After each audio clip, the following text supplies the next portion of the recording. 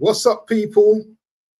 Waffled on in the building with my guy, Mr. Tony Claw, Gunner TV. Welcome to another edition of the Angry Gooners.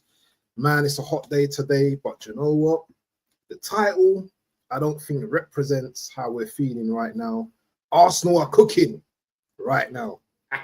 Whether it's in the transfer window or whether we're cooking teams like Leeds, we're cooking right now and the rivals can't take it. So I'm with my guy, Tony Claw TV today. We're going to talk about the game. We're going to talk about, the transfer window and anything else Tony wants to get into, because I know, Tony, you've been lighting up your channel recently, speaking a lot about Arsenal. So yeah, we're going to get into a lot of things today, man. We've got time to talk. So I think firstly, let's talk about maybe the Leeds game, because we won 5-0. It ain't easy. Oh, hold on. Sorry. Before we talk about the Leeds game, we need to talk about Eberiche Eze. That's what we need to talk about. Where did you get that African accent from, bro? Oh, the way you called it, man. That's like a typical Nigerian. That's how a Nigerian will call the name. Bro, I'm telling you, man. You see that guy, yeah. Let's look at the person other than the football for a minute, yeah, because we know he's a star when it comes to football. But the person himself, the actual person, he seems like such a lovely guy, man. There was a comment from a Palace fan, and they said, when Eze is such a lovely person, he brought us a cup on my birthday, he's always there to sign signatures, and he's always smiling, with the people and stuff like that. And he's such an easygoing guy, And this is what I love about Eze, the culture. He has the culture, Bro, talk to me, man. Talk to me, because I can talk about Eze, but as your fellow countryman, obviously you have that more in-depth understanding. Do you know what I'm saying? As a fellow countryman, talk to the people. Yeah. Big up to everyone who's watching down here. Oregon Gooner is in the house, people. I'll be with Oregon Gooner this week, my brother. Me and him have a whole lot to talk about, and him and Deji were on the show last week, so that was a big one, man. Deji's talking tough is everywhere. Deji's everywhere, talking tough, and rump shaking everywhere. Aces is down here with us. Mod Sports World is down here. Mod Sports World, we are not angry, my brother. It's just angry. It's just the name. Moss, he taunts us. He loves to do this to us. But big up to Mod Sports. Everyone knows that we respect. Big up to Mod Sports World. He's a great guy. You guys know. Oregon Good is in the house. It's ain't a show to promote your own channel, my bro. I mean, you know what I mean? Hey guys, I'm doing preview on Wednesday. Come on, Jordan, man. This ain't a show to just come in and promote your thing, man. Come on, respect is respect, bro. Come on, man. But big up to you as well. Big up to Jordan Heyman, man. Jordan Heyman is a Liverpool fan, and he's a great podcast. He's a great guy. I like it. Underground guy. Rose around with Josh, and I've done shows with him too. Big up to Jordan Heyman. I mean, see ya, people, yeah. I mean, brother, before I even get into AZ's talk, the waffle done, I've missed you, bro. I've missed you, bro. Come on, man. Hey. Listen, bro. I missed you on stream. You're my brother, man. I miss you, bro. I mean, it shouldn't be an offense these days, yeah, to say my brother, I miss you, man. Come on, bro. No. Bro, you're busy, man. Listen, you are busy. You've got your refereeing, obviously, you've got your family life. You're a busy guy. So, you know where I am. You know you can contact me anytime. You know I'm going to respond to you. So, I'm here when you're ready, man. Yeah, definitely. Man. People, I've really missed my brother. Waffle Dawn. I just had to send him a message and tell him, hey, bro, let's get the Angry Gooners going. Just have to set stuff, and then we're doing our thing. See, people, yeah. I'm showing that Henry shirt, that Rick Rowe Henry shirt. See, people, yeah, if there's This top is anything, older. This top is older than Ethan, Max, Dalman, and who's the other youngster we got? This top is like literally Ethan Waneri, and 2001, all those 2002. youngsters. It's like over 20 something years. 20 something years Yeah, old. exactly. It's older. It's older than some of even It our is. fan base, some young Yeah. fan base, Yeah. you know, rolling around these days. But shout out to everyone who's in the chat down there. Hendon Gunner, Paul just walked in. Moss is still down there with us. Oregon Gunner is down here with us. Aces is down here. See, yeah, it's pretty simple. BBK as well. Let's shout out my AJ, boy BBK as well. BBK is in the house. Big up to BBK. Big up to Say, BBK. my Hold on. Bro, we ain't gonna get this show started, man. Oregon Goon. Yeah, man. Oregon Goon to get the po, people. He gets the po. Oregon Goon. He gives 5 new memberships to my channel. Big up to you, Oregon Goon, man. You know, and hopefully, when our brother Waffle Don opens up for monetization, you know, we're going to show him some love too. And please, people, you have to give my brother down here some good watch hours. But that's what we're waiting for, yeah, people. Pop in, tune to his channel, and keep watching, people. We need to get our brother monetized too. And you guys know me since I've been working on my channel. Me and him have been doing shows. He's my elder brother. We do things. So please make sure you tune to his channel and support him, please. See, yeah, brother, it's an open thing. Easy. I mean, it's simple. It's easy. See, yeah, we've been told. Let me first start from this angle. We have been told so many times, so many lies by a certain sporting director we had that was sacked a couple of months ago. And he was saying things like we should get excited. And in that excitement, we should wait because we will have to balance up bringing in players with sales of players too and all that, you know, nasty story, long stuff. See, people, Arsenal have just acquired AJ, Gyökeres, and Martin Zubimendi in the same window, yeah, in the same window without selling any player. I mean, see, Waffle Don, let that sink in. Because so many times we've been told that, you know, Arsenal have to sell. We have to sell. We have to clear the deadwood. We have to, you know, we have to sell Fabio Vieira. We have to sell Nelson. We have to see. It's clear as night and day. Big football clubs, when they're rolling in the transfer window, big football clubs don't wait for sales. Big football clubs, they spot what they want in their team. They spot what they need in their team to get them over the line. And they go like the big boys they are, and they go and get those players in. How about that? Cook, please cook, please cook. How about that, people? You don't need to sell to actually buy when you're a big boy football club, because you make money through other avenues, through merch sales, through advertisement,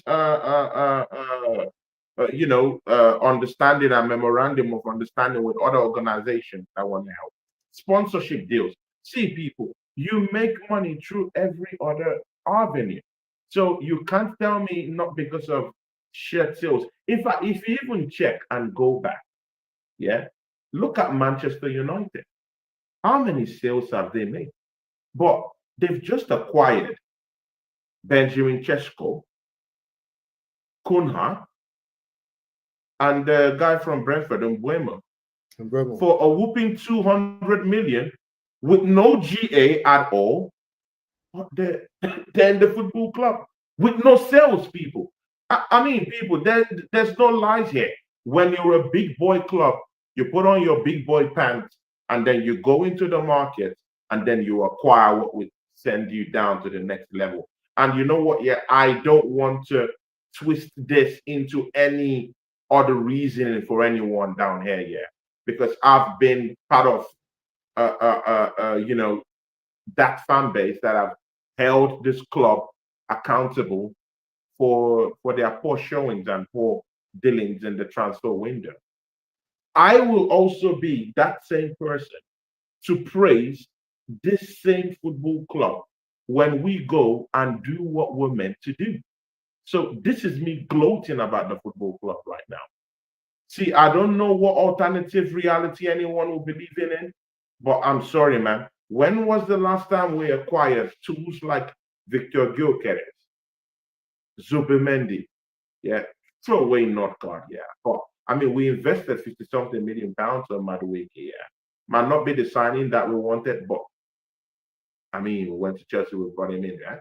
Good. We brought in Christian Mosquera from Valencia, had 90 senior appearances for them, and it's a solid defender. You've seen him play a couple of times. And in that same window, you bring in Eze. And you know what? Yeah, it wasn't even all about bringing in Eze. It was the process through which we got Eze. I mean, we spoke to Eze in July. I had just had a private kind of, when you want to sell your house and you don't want to sell it just yet, but you just want to give some people a pip into a very little, how it looks like. We just went to have a little bit of a chat with him, a drink chat with him. And after that, Arsenal never spoke to him. Everything just went closed doors after that time. And then Tottenham started, talking tough. And all of a sudden, Deji Spores and his cronies and other minions started talking to us, anyhow, telling us that, that the guy we wanted is coming to their football club. But you can see immediately when Kai Havertz got injured, Andre Berta went on the phone, did his thing, dialed up Eze. Eze dialed up his agent and told his agent, please don't even take any more calls from that shitty club at Spurs down the road. Just focus me, just place me side by side with Mikel Arteta and, of course, Andre Berta. They closed the deal, tap, tap, boom. Eze is an Arsenal player. See, sometimes, even if you do hold the club accountable, you can be able to still say, Arsenal pulled up their big boy pants, went into the transfer window, and got in Eze. We all, even BBK, I was on BBK's channel, and we talked about this several weeks back, of the importance of actually getting Eze to the football club. It's not just a psychological win of our neighbors down the road. It offers us a whole world of difference. Technically, this guy is in there. He offers several. I think he's one of the leaders in Crystal Palace, per se. Leaders doesn't mean the guy who would back out orders. No, I'm talking of front runners, leaders who would show how they lead when they play, how they score goals, how they create opportunities, how he breaks low block teams. See, you know what? Yeah, he will not just be a guy that will stand down the left hand side. No, he's gonna be that guy that we could actually interchange with the captain of our current football club. Let that sink in. Odegaard might actually be benched. To be very serious, Odegaard might be benched for this guy. It's clear. It's very clear. He has the Arsenal DNA in him. You just look at his passion coming into this football club. I heard he's a very, very, very passionate person. You had glowing words to say about him at the start of the show, and rightfully so. Of course, Nigerian, but of course he's British now. So, but we also have to respect the fact that he's such a unique human being. He never gives up. He helps the community where he comes from. Apart from helping black young kids that are stray outside. He shelters them. He provides for them. He has lots of programs. All those little programs here and there to help them out. He has a certain program in Nigeria where he uses to actually help youth that actually don't have any bearings in terms of employment but want to get into football. He helps out there. He takes boots to them. He takes footballs to them. He issues them with lots of money and monetary advancement to help them out down there. He's a great guy. He's a great youth. Inspirational. And this is what you want to see.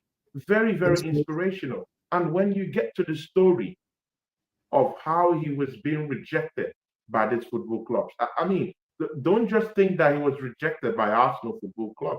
He went to several other clubs where he was being rejected. Mind you, he went to the Fulham Academy. I hope you also know that too.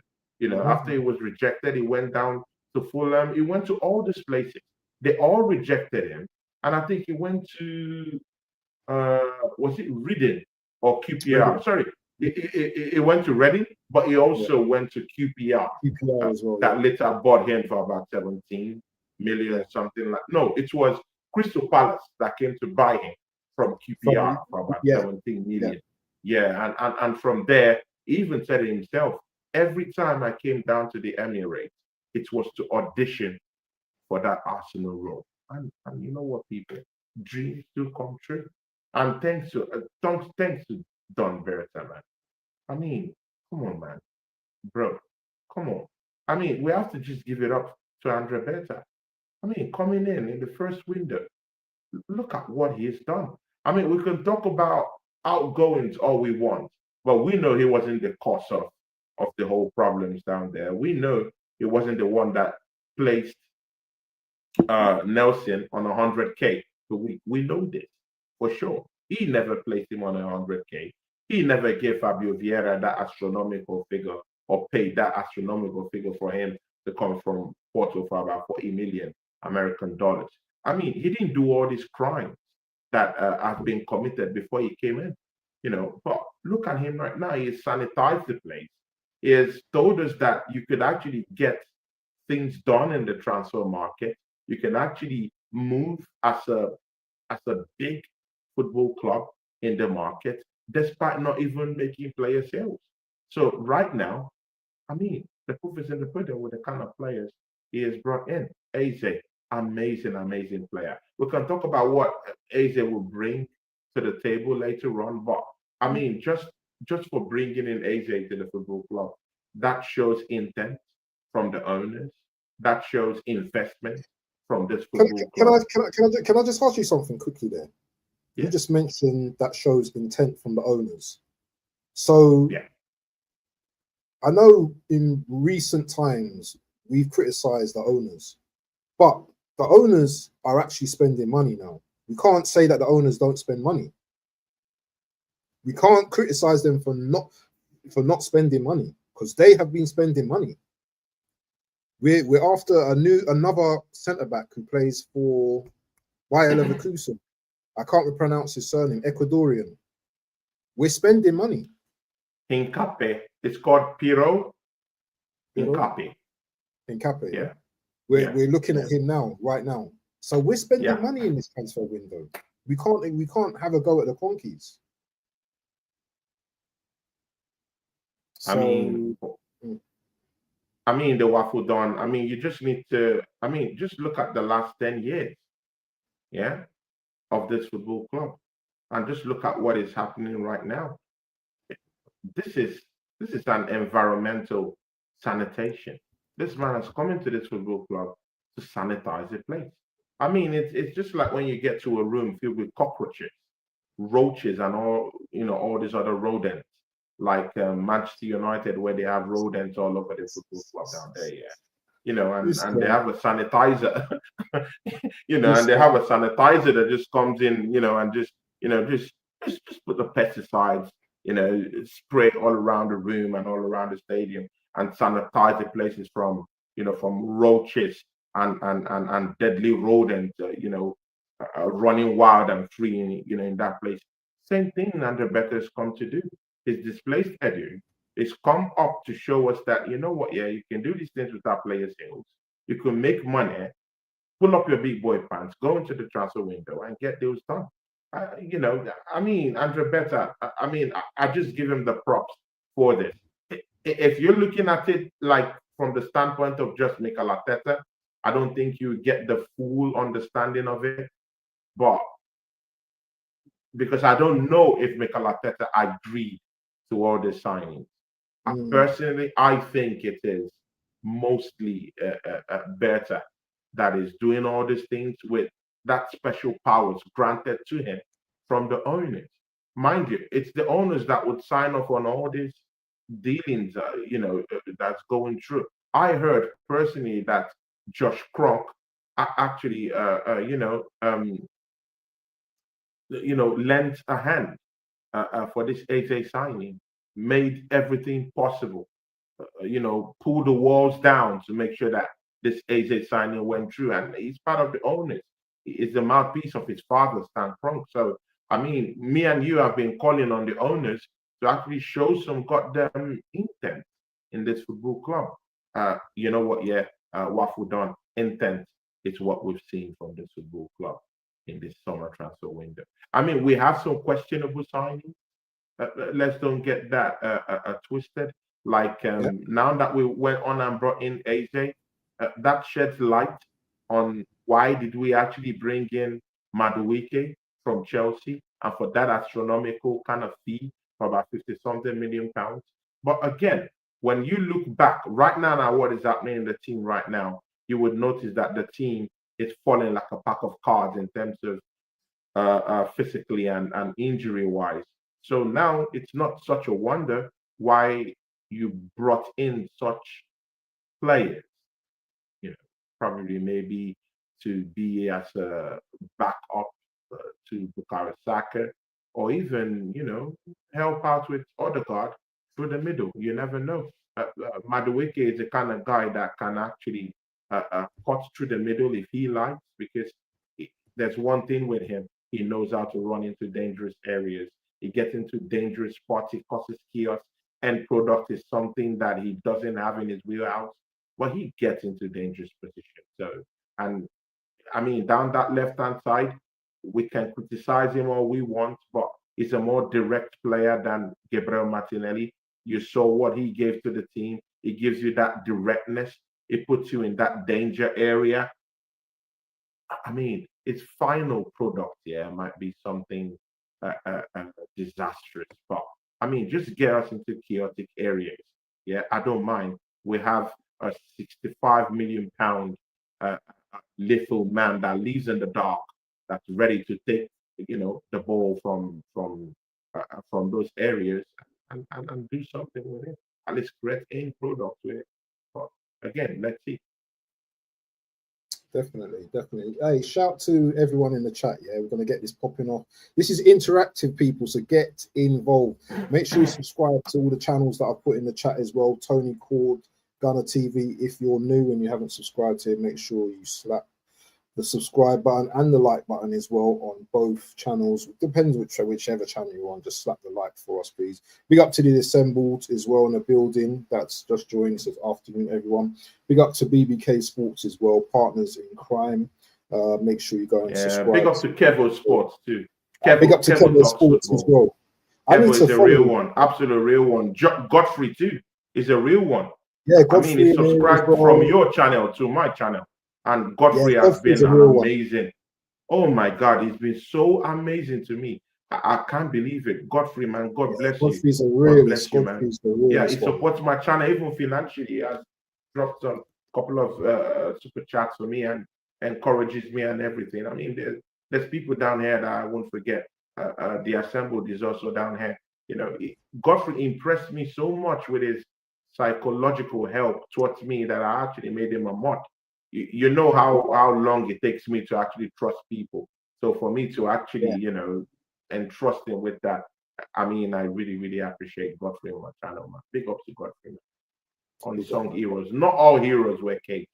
Anyway. For real. And we got someone called Cape Has Pauser as well who doesn't wear a cape. So big up to him. But anyway, let's that guy likes to hunt you. Why does that guy like to hunt you? Yeah. No. He's good. You know what? He's Cape is a lovely guy, man. I love that guy, man. He's a really good guy, man. He's a fellow Nadja as well. So big up to him as well. But anyway, let's get back to football. So we've touched on Eze. We know what we know what Eze is capable of bringing to this club now. Let's talk about the Leicester game. Obviously 5-0 execution.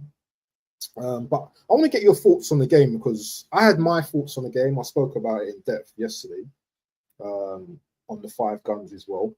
I wasn't impressed personally with the first half, but you know, BBK was quite positive about the game, and maybe I shouldn't have been so critical about the game. But I don't know, the first half for me just seemed a little bit too rigid, too static. You know, we were trying things, but you know, maybe I needed to be more patient in the game as well. So just give us a little, you know, your verdict or your opinions on the game against Leeds. See, Waffle Don. I mean, I hear what you say. I totally get you. You know, I know where you're coming from, but again, sometimes you have to check the numbers at times. You know, because sometimes this numbers tells you the truth at times. When you go back here, can you be able to tell me when was the last time Leeds lost a competitive matchup? Oh, they smashed the championship, didn't they? With 100 points, by the way. The last time they were with 100 points. Okay. 100 points. They smashed the championship.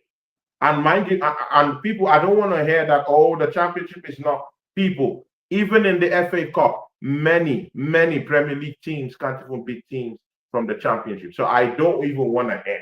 I don't even want to hear it. Many championship teams smashed up teams. I mean, in the FA Cup and in the Carling Cup. So let's not even go there. It's back to around April, May when they lost a competitive match. Yeah. It's been long, bro. It's been long. You know what? Yeah, Leeds defend. They defend astutely. Leeds, they defend astutely. They know how to defend. Don't be fooled by what happened the other day. There's something BBK always says sometimes, and I took it from him.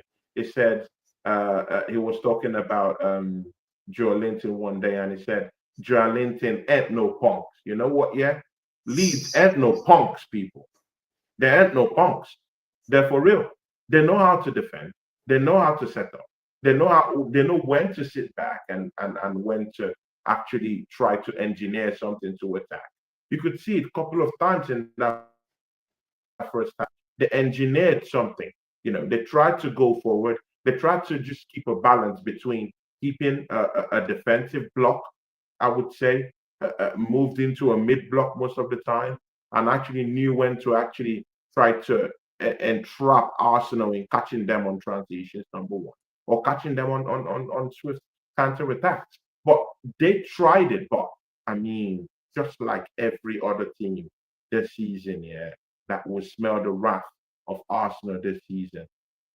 You know, they had to pay for their for their bravery to actually dare Arsenal in certain positions. But we'll come down to that. When the match started up, you know, I wanted to see Arsenal just hit the ground running. They did hit the ground running. They kept possession of the ball, but it was the kind of like the usual thing we do with the ball. There was lots of movement, you know, on and off the ball, but no real incisive, no real incisive chances came out from that first 20-25 minutes.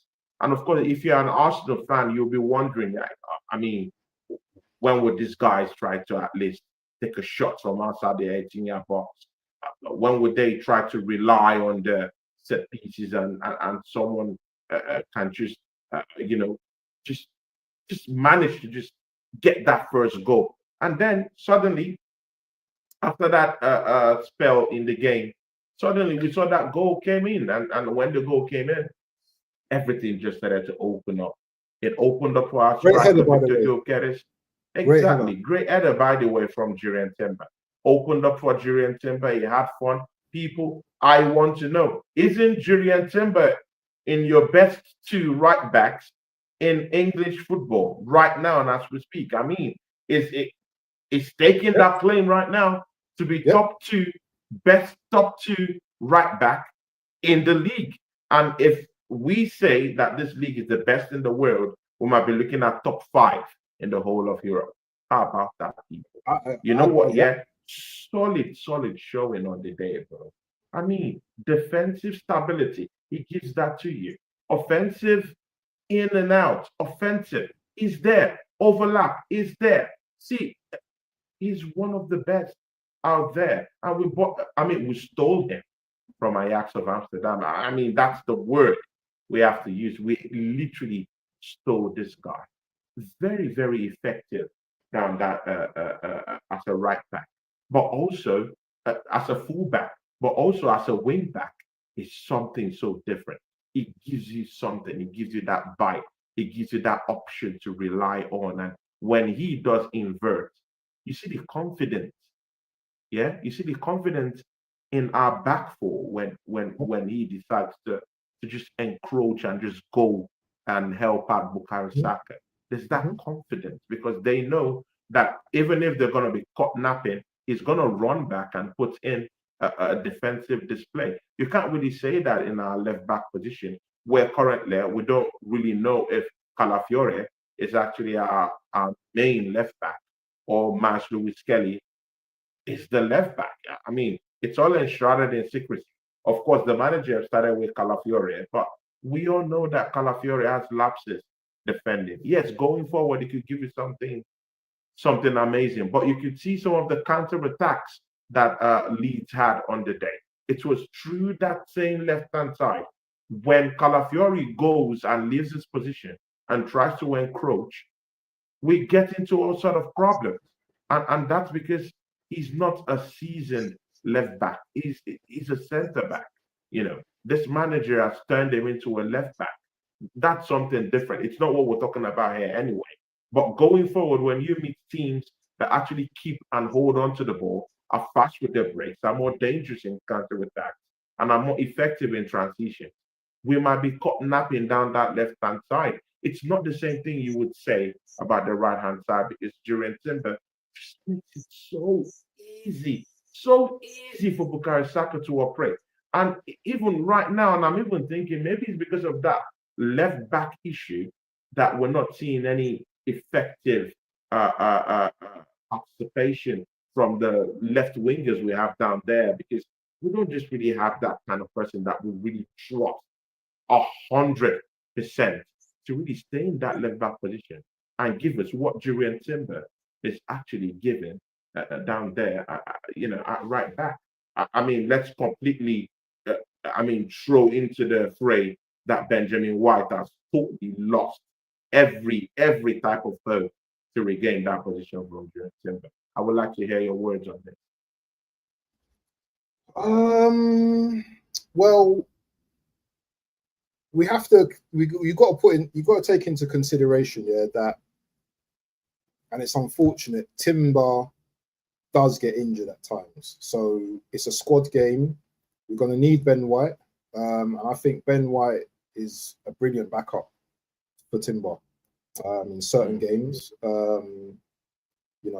Timber as well is just coming back to fitness as well. Yeah, he's had a few injuries, had a few bad injuries. Remember, he had the ACL and he was out for literally a whole season. He came back last season, but there were times where he had other injuries as well. I don't want to call him injury prone, but yes, he is our first team starter. But Ben White, for me as well, I think Ben White can come in to do a very good job as well on that right-hand side as well. And the thing is as well, we need a squad this season. I think to win the Premier League or Champions League, you need to have a squad that you can rotate. Like Saka, injured right now. We've got Madueke to come in. Last season, we didn't have no one. This season, our left side. But do you really need a big squad to win the league, though? Do you really need big squad to win the? I mean, I've seen Man City, I've seen Pep win the league with a small squad, not such a big squad, but with a small squad. We should be very careful the way we throw about those kind of words because we've seen managers who have won league titles with little, with little or not. We're not out of the ordinary kind of, team players or squad players. But again, it depends on your perception. Even Liverpool have won the title with a small team. But I mean, the difference is with Man City is they had quality throughout their squad. They had quality. We didn't have quality. We had youngsters on the bench, you know, and yes, our squad's getting a bit bigger now, as you can see, but I think there are players that we need to let go. But it's the quality, I think, that matters more than anything. We've got more quality players on the bench now. If you notice the Leeds game, we brought on quality players, you know, quality backup players that can do a job. We don't have to have an overinflated squad. I totally agree with you 100%. And I think that's a very good point that you raised, because we don't have to keep buying loads and loads and loads of players. We don't have to have, you know, we don't, although I would love to have another striker, another left back, another centre mid, we don't need so many players now. We just need players now that are able to compete for their position. 2 players is in position. We don't need an overinflated squad. And we just need to just like, these players within their positions, they've got to be like, okay, if you're not playing well this week, I'm taking your position, yeah, and I'm going to make it mine. When you have players thinking like that, look at Odegaard now. Odegaard, he's probably going to want to get fit as soon as possible, because he knows Eze's as soon there. as possible, quickly. He knows Eze can take his spot. He knows Ethan probably can take his spot. When Ethan came on Saturday, he played very well. You know, he was direct. We looked more fluid with the ball, you know, not predictable. And this, I want to talk to you about Saka and Odegaard's injuries, yeah, because last season I'll be like stressed, thinking, oh no, what we gonna do? They're injured. I'm not worried. I'm not worried this season. We've got players, we've got Eze, we've got Ethan, you know, we've got Max. We got players. Yeah, Max Doman. We've got players. Max Doman. Oh, Max Doman. Pause. See, people, I want to make this show as interactive as possible, because, I mean, you know, I've gone back to do my homework here, and I've really seen that I need to also allow other people to also engage, you know, so I've started working on that too. But I mean, I won't allow you to escape with that Max Doman allusion, bro. Come on, man. I mean, right now, we just have to accept it, that this guy, I mean, look at what a 15-year-old who hasn't even passed his GCSEs is driving doing to yeah, grown men. Bro, he hasn't even passed his GCSEs, and look at what he's doing to grown men. To grown men, people. Yeah, a grown man is trying to actually get a kid down in the box. People, look at what he's doing to grown men. I mean, what do you think about Max Doman when he came on, man? Effective guy to have from the bench. Suddenly, it now looks like the youth are now having. They know what to do. You see, Max Doman, yeah, for me, you don't really need to tell him too much. You don't need to tell him to do much. And that's a sign of a very intelligent player. Yes, he's going to make mistakes. Yes, he's going to do some things that, you know, you might like, what are you doing? But the main thing is, yeah, he's fearless right now. And he's playing football without any fear. I don't think we need to micromanage him too much. You know, I just think we just need to just let him do what he's doing, because when he's on the pitch, yeah, his attacking sense, yeah, is crazy, yeah. He's going, I was saying on Saturday, he's going against grown men, twisting up grown men, yeah. Grown men, my, they're leaving them on their bums. I mean, bro, he's leaving these people on their bums. Yeah. I have footages, yeah. I have footage, yeah. Videos, yeah, of Arsenal training, yeah, where Max Doman was actually sitting everyone on their asses, bro. This guy's brutal in training. It's so brutal. I'm so sure. Yeah. Have you asked yourself why they have so much respect for that young kid? Bro, he's a kid. Don't get it twisted. He's not 18 yet. I don't know the legal age of sexual consent in the UK. Probably maybe 16 years old. 16, but bro, he's not up to that. It's not up to that, bro. Bro, he's literally a kid. And this guy is showing grown men how to play ball. And this is one thing I asked BBK Sports. He never gave me a very, very convincing answer to the thing. To what extent do you want to see him participate? Because if he's on the bench, I need him to play every time. If he's on the bench, I need him to play every time. It's that guy with magic that could literally cause problems. So I don't know, to what extent do you want to see him participate this season? See, for me, I'm excited about Dalman, but do you know what? Let's also be realistic as well. I don't want to see him play every single game. You know, remember, he's still growing as well. He's a still growing lad, because all it takes here is a bad injury, yeah, for some stupid player to like really crock him. Yeah. Remember his bones, remember his body, yeah. He's still developing, he's still a young guy. Yeah. Let him get some experience against, you know, some of the, you know, no disrespect, some of the lower teams, but also some of the bombs of the league, yeah.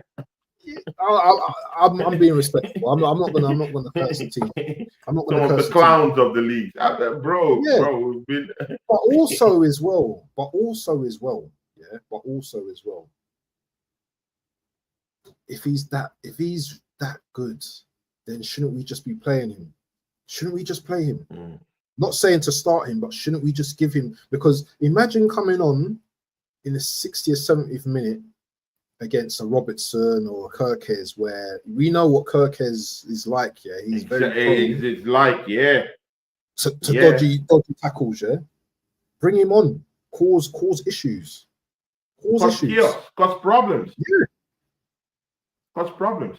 100%. I literally think that would be a bigger problem too. And again, see, these are all good problems to have. I don't reckon we should do this. I don't don't want to start Dalman against Liverpool. That's not something I want to do. Then who would you want to start? You want to start Madueke? Yeah. Do you want to see any more stinkers from Gabriel Martinelli? I mean, I'm tired. I don't want to see any more of Martinelli. No. Yeah, so I want Madueke to be on that left-hand side to be able to engineer something. At least he gets into dangerous position and he wants to send the ball out as quick as possible. That's one thing I've noticed about his game. He might not be an effective left winger, but he's that guy that doesn't want to hold onto the ball as much as Martinelli wants to hold onto the ball, and then he loses the ball and no final end product.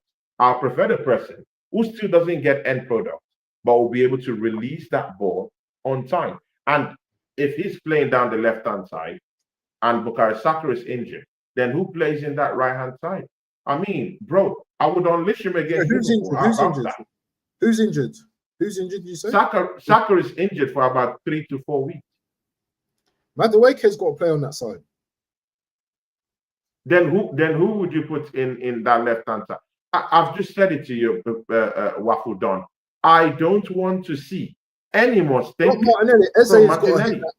Eze's got to stay in that left for the moment, and Wanyeri in the 10, or Eze in the 10 and Wanyeri on the left. Eze in the 10. Wanyeri should come from the bench, but maybe a Trossard down that left-hand side. Maybe a Trossard, but not Martinelli. You think Trossard starting is good?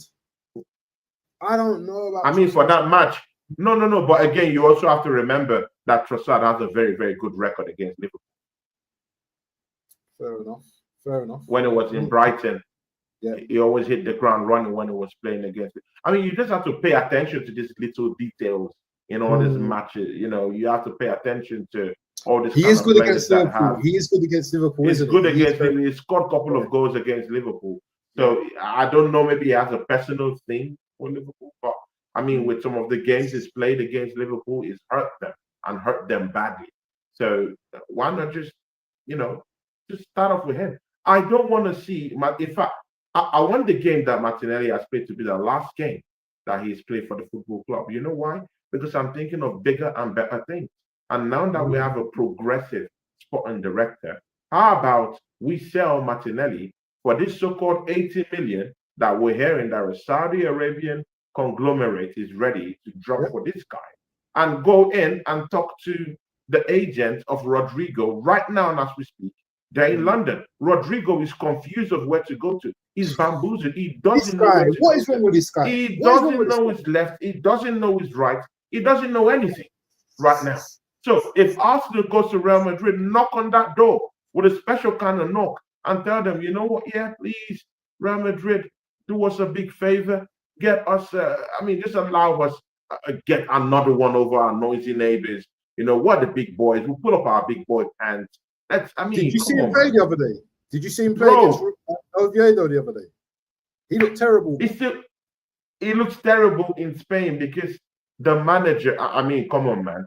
The manager hasn't picked him to play in any of the games in preseason as his first choice. What do you think that does to you mentally? We all look at these footballers as machines. No, they're not machines. They're living beings, they're psychological beings. So I think his mentality has been tampered with. So what he does need right now is he needs a new home. He needs a place and a new beginning. And with Arsenal, that really knows that Arsenal needs a left winger. He can come here and do a job. And he knows he walks straight into the team, definitely, if he comes in. He's a Champions League winner. He's won the La Liga. He's an amazing player to have in your fold. He knows he walks straight into that left-hand side because we have stinkers there anyway. So just imagine that three-pronged attack. Yeah, we have down there to the left, Rodrigo. We have, oh my days, Victor Gyökeres in the middle. We have Bukayo Saka down the right-hand side. And guess what? Who stopped? Just in that number 10, ready to cut in through the middle and bamboozle teams that decide to dare to dream of keeping a low block. You just open them up. Let me ask you a quick question. And we're in. Let me ask you a quick question. With Jesus a couple of months away from playing again, would you introduce Jesus back into the team? Because he technically, he's one of our best players. Technically. Obviously, the fitness problem, we know this, but technically, he is one of our best players. Would you introduce him back into this team? See, man, Waffle Don, I've sworn never to talk about this player again. You know. What? Bro, he's always injured. And that's our problem. We don't learn from this thing. Time and time again, he's always shown us that he's not fit. He's not fit. He will come back by January and he will get back to using clutches in the next 2 weeks in that same January. So, let's don't do come on, Waffle Dog. Let's don't do this, man. We've seen the proof. Me and you are living proof. I know you want to see these things work, but it's just like the living proof we've seen with Mikel Arteta trying to win the title time and time and time again. And again, everything that's in our mouth is next season, next season, next season. And for 3 seasons, we've just tickled the top spot and no action. All talk, no action. Same thing with Gabriel Jesus. Nice, likable guy. But we're in the business of not having likable guys. In fact, I'm in the business of having ugly, brutish people, evil people in the heart in terms of football, who are ready to play this game and do it in an ugly way and be there for me week in, week out to be able to choose from them. I need soldiers who are ready to score goals, who are ready to come from the wings and give me gameplay, who are ready to give me assists, who are ready to get me goals and assists at the same time, and who are ready to play in, week out. I don't want cropped players who would take pictures and say that they're fit to play, and the next week you've heard of, bro, he at the start of the season, he said his rehabilitation is going on well, that everything is okay. And in the next 2, in fact, just day before yesterday, we learned of another setback in his injury worries. So what are we talking here? You're trying to back him, but is also doing his stuff to actually dampen Yeah. I mean, come on, man. We can't continue like this. All these kind of players, we just have to sell them for free. Throw them away. We don't need them. Thanks for your service. You've tried for the football club the way you can.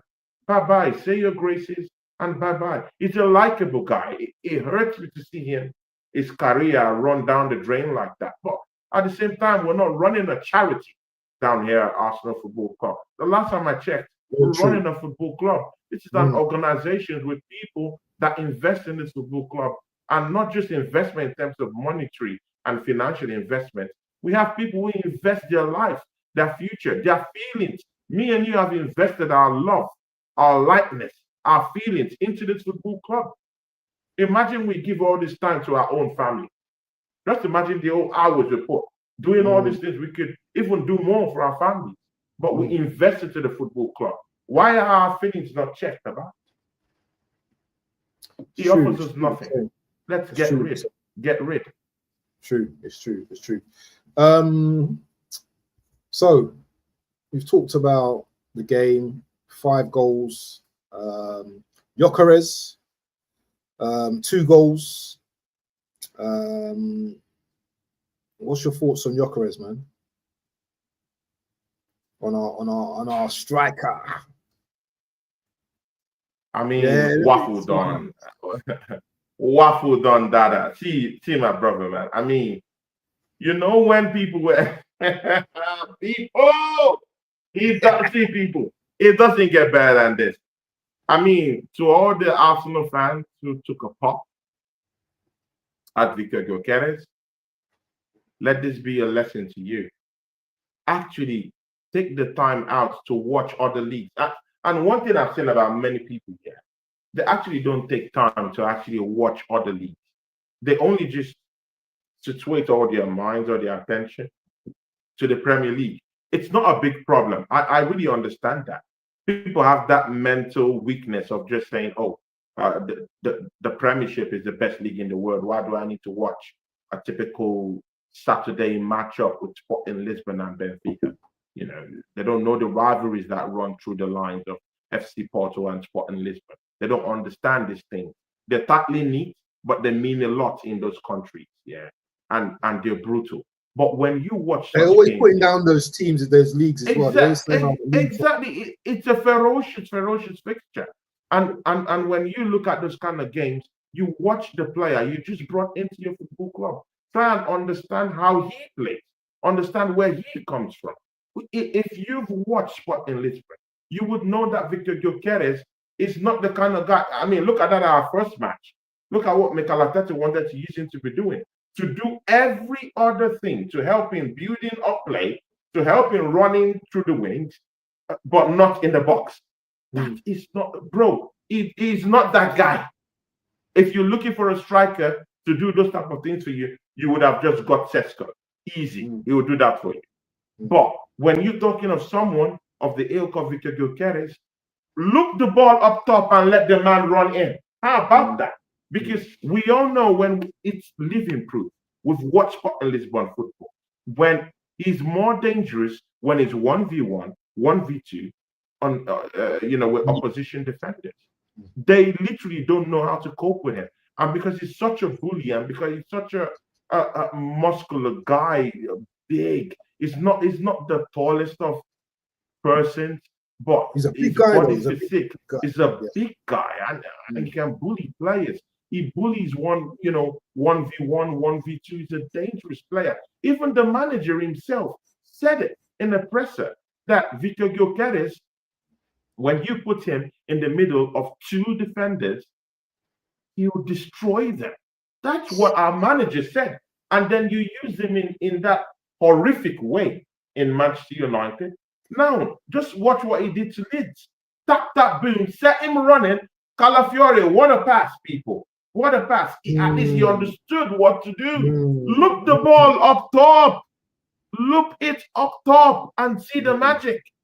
See the magic, people. He didn't take it across just one player. He took it against 2 players. And tap, boom, boom. He doesn't miss. When he's in that vintage position, he he rarely misses. He doesn't miss people. Yeah. But you just need that person. You need that little bit of quality, either down the middle or down from anywhere they're coming from, to just have that extra bit of quality to get him on the run. Get him on the run. Let him run at defenders. That's his best strength. Let him run in behind defenders. That's what Eze does, though. Strength. Doesn't Eze do this with Mateta already? Exactly. Eze does. Exactly. Eze does. Even makes it more dangerous for any team. See, bro, you know what? Yeah, any team after Eze comes down here, any team that decides, yeah, to grow a pair of balls, to decide to keep a low block, people just say your rest in peace to those people, because that team will be crushed, people. If Eze comes to this, if Eze gets any of those people, bro, it's the end. No other team will be able to keep low. See, they will have no other option than to come out to play.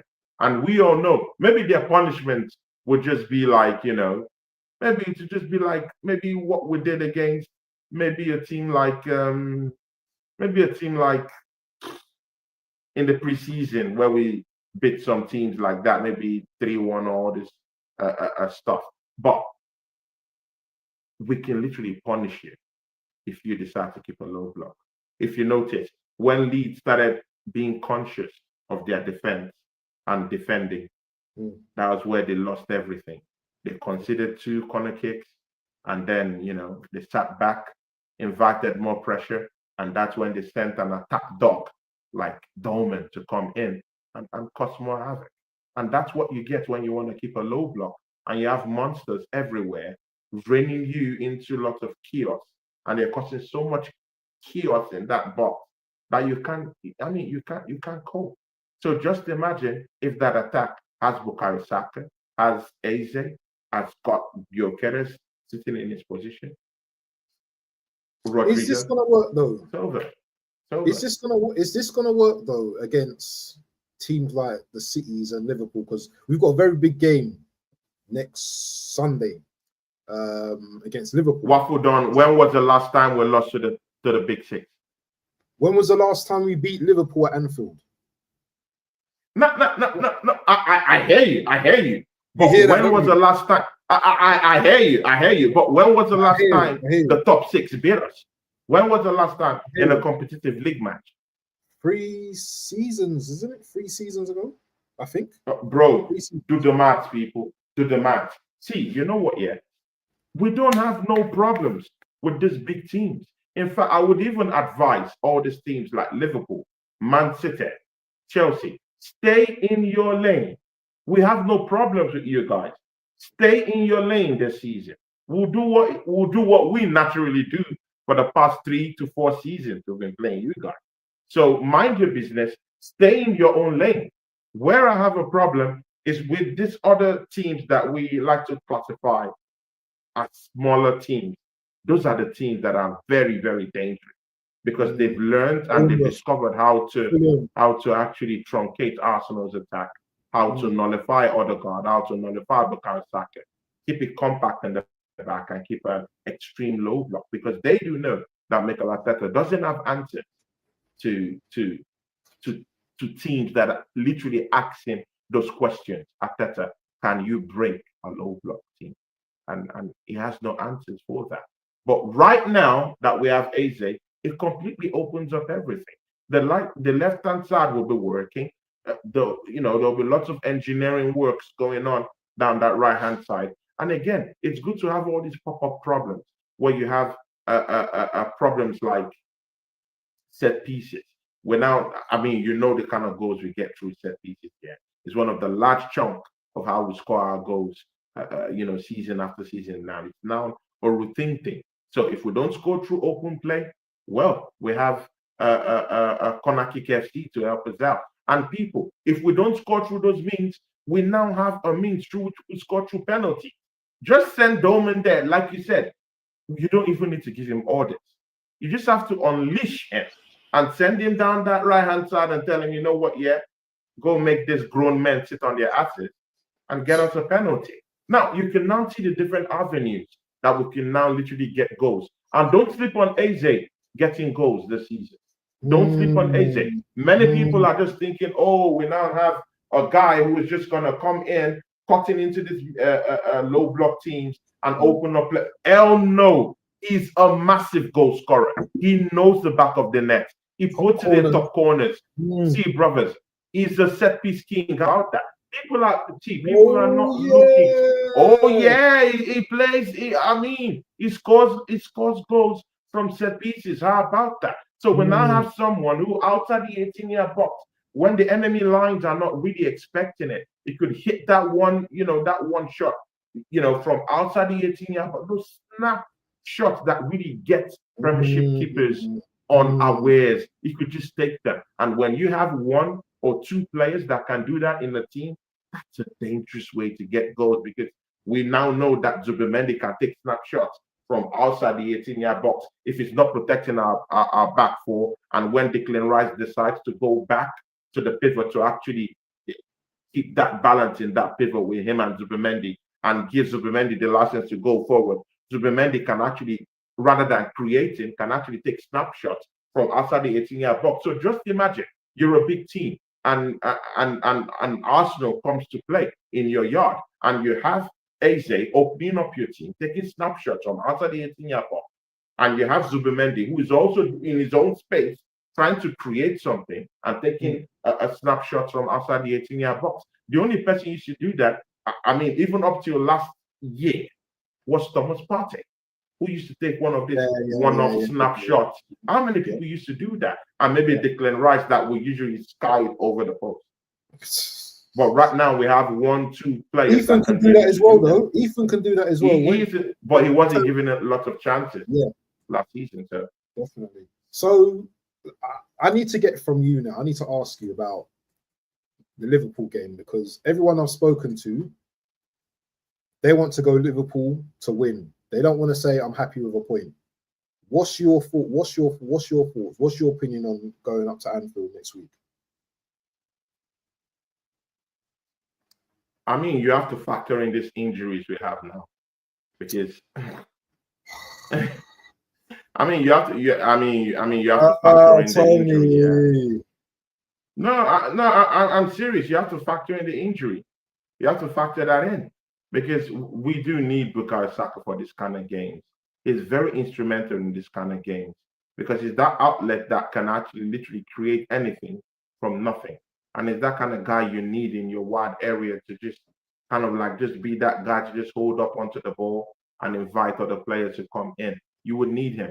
Gyökeres might not see much of the ball because of how he's located centrally, but Bukayo Saka might see more of the ball. And that's why we need to get Eze as soon as possible into the team, because we don't have any other person of that ilk that could be able to really, really, really kind of keep the ball, because most of the guys that we have are mostly movers of the ball. They move the ball quite well. Might be sideways passing, but they move the ball they just move it quickly. We need someone who could actually hold on to the ball and try something. Maybe Zubimendi can hold on to the ball a little bit, more longer. We need to be patient. It will be grueling, but we need to be patient with this Liverpool team, because they too can bowl. They're a possession-based team. They hold on to the ball too. So we need our own players that will be able to hold on to the ball, hold the ball tight.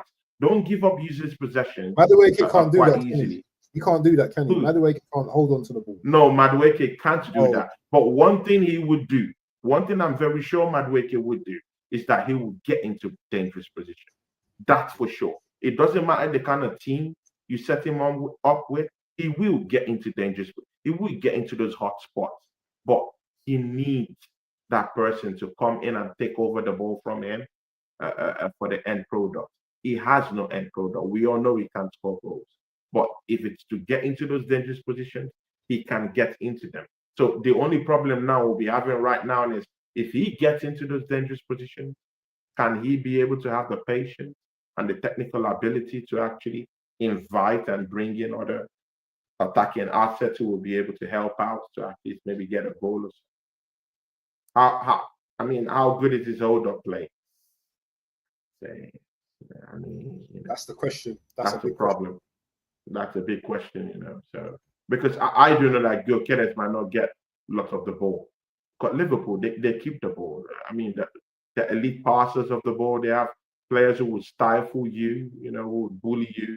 They have Van Dijk who will be kicking you all day using his headbutts and using his elbows all the time. So Gyökeres will have to watch out for that one. They have Konate, who is quite tiring also, but he's getting slower. So they could also use the weaknesses of Liverpool. Konate's been very dodgy this season. If you watched, it's been very dodgy. That's what I'm saying. Yeah, Konate.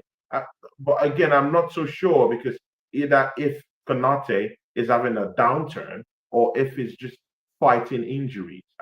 I'm not sure. You do know he's an injury-prone player anyway, so I don't know if it doesn't really look fit, man. He's not running at pace. I think he was caught a whole lot of times in the first matchup that they won 4-2. I think it's dodgy a little bit, but I'm thinking it's due to injury rather than his quality as a player. So, I don't know. I'm not really sure. I will need to see this game that they're going to be playing this evening to better ascertain where it is mentally, physically as a player right now. Then I would know what we should be expecting against Liverpool, whether we should be expecting the fast-paced Konate, who could be able to stifle Gyökeres, or if we're going to get that guy who is dodgy this season. For me, we need to go into this mindset. Sorry, not for me. My opinion is we need to go into this mindset, into this game, like beating Liverpool. I'm not going to be happy with a draw. Just put it that way. I don't want to go into the game with the mindset of not losing because I can actually accept a loss. But one thing that I don't want us to go into this game is with a mindset of, oh, let's just go for a draw. Losing will probably be better than a draw. The reason why I say that, because when you tally up all the points at the end of the season, you only get a point for a draw. I know you get nothing for a loss, but if you win 2 back-to-back games, that's 6 points, isn't it? If you draw a game, that's 4 points. Do you know what I'm saying? So I would rather, do you know what I mean, us win or lose that game because I can't see us going throughout year upon year and not going to Anfield and not winning. That will say to me, that we're still not ready to be champions of this league. We have to. It's like last season, or was it the season before? Or last season when we played City, and we was a minute, 30 seconds from beating them, being one of the first teams to beat them at their ground, and we bottled it. We have to go to Anfield and put a statement down, in my opinion. I don't want to go to Anfield and play this cagey football. I know what Liverpool are capable of, but I know that Arsenal are a better team than Bournemouth as well.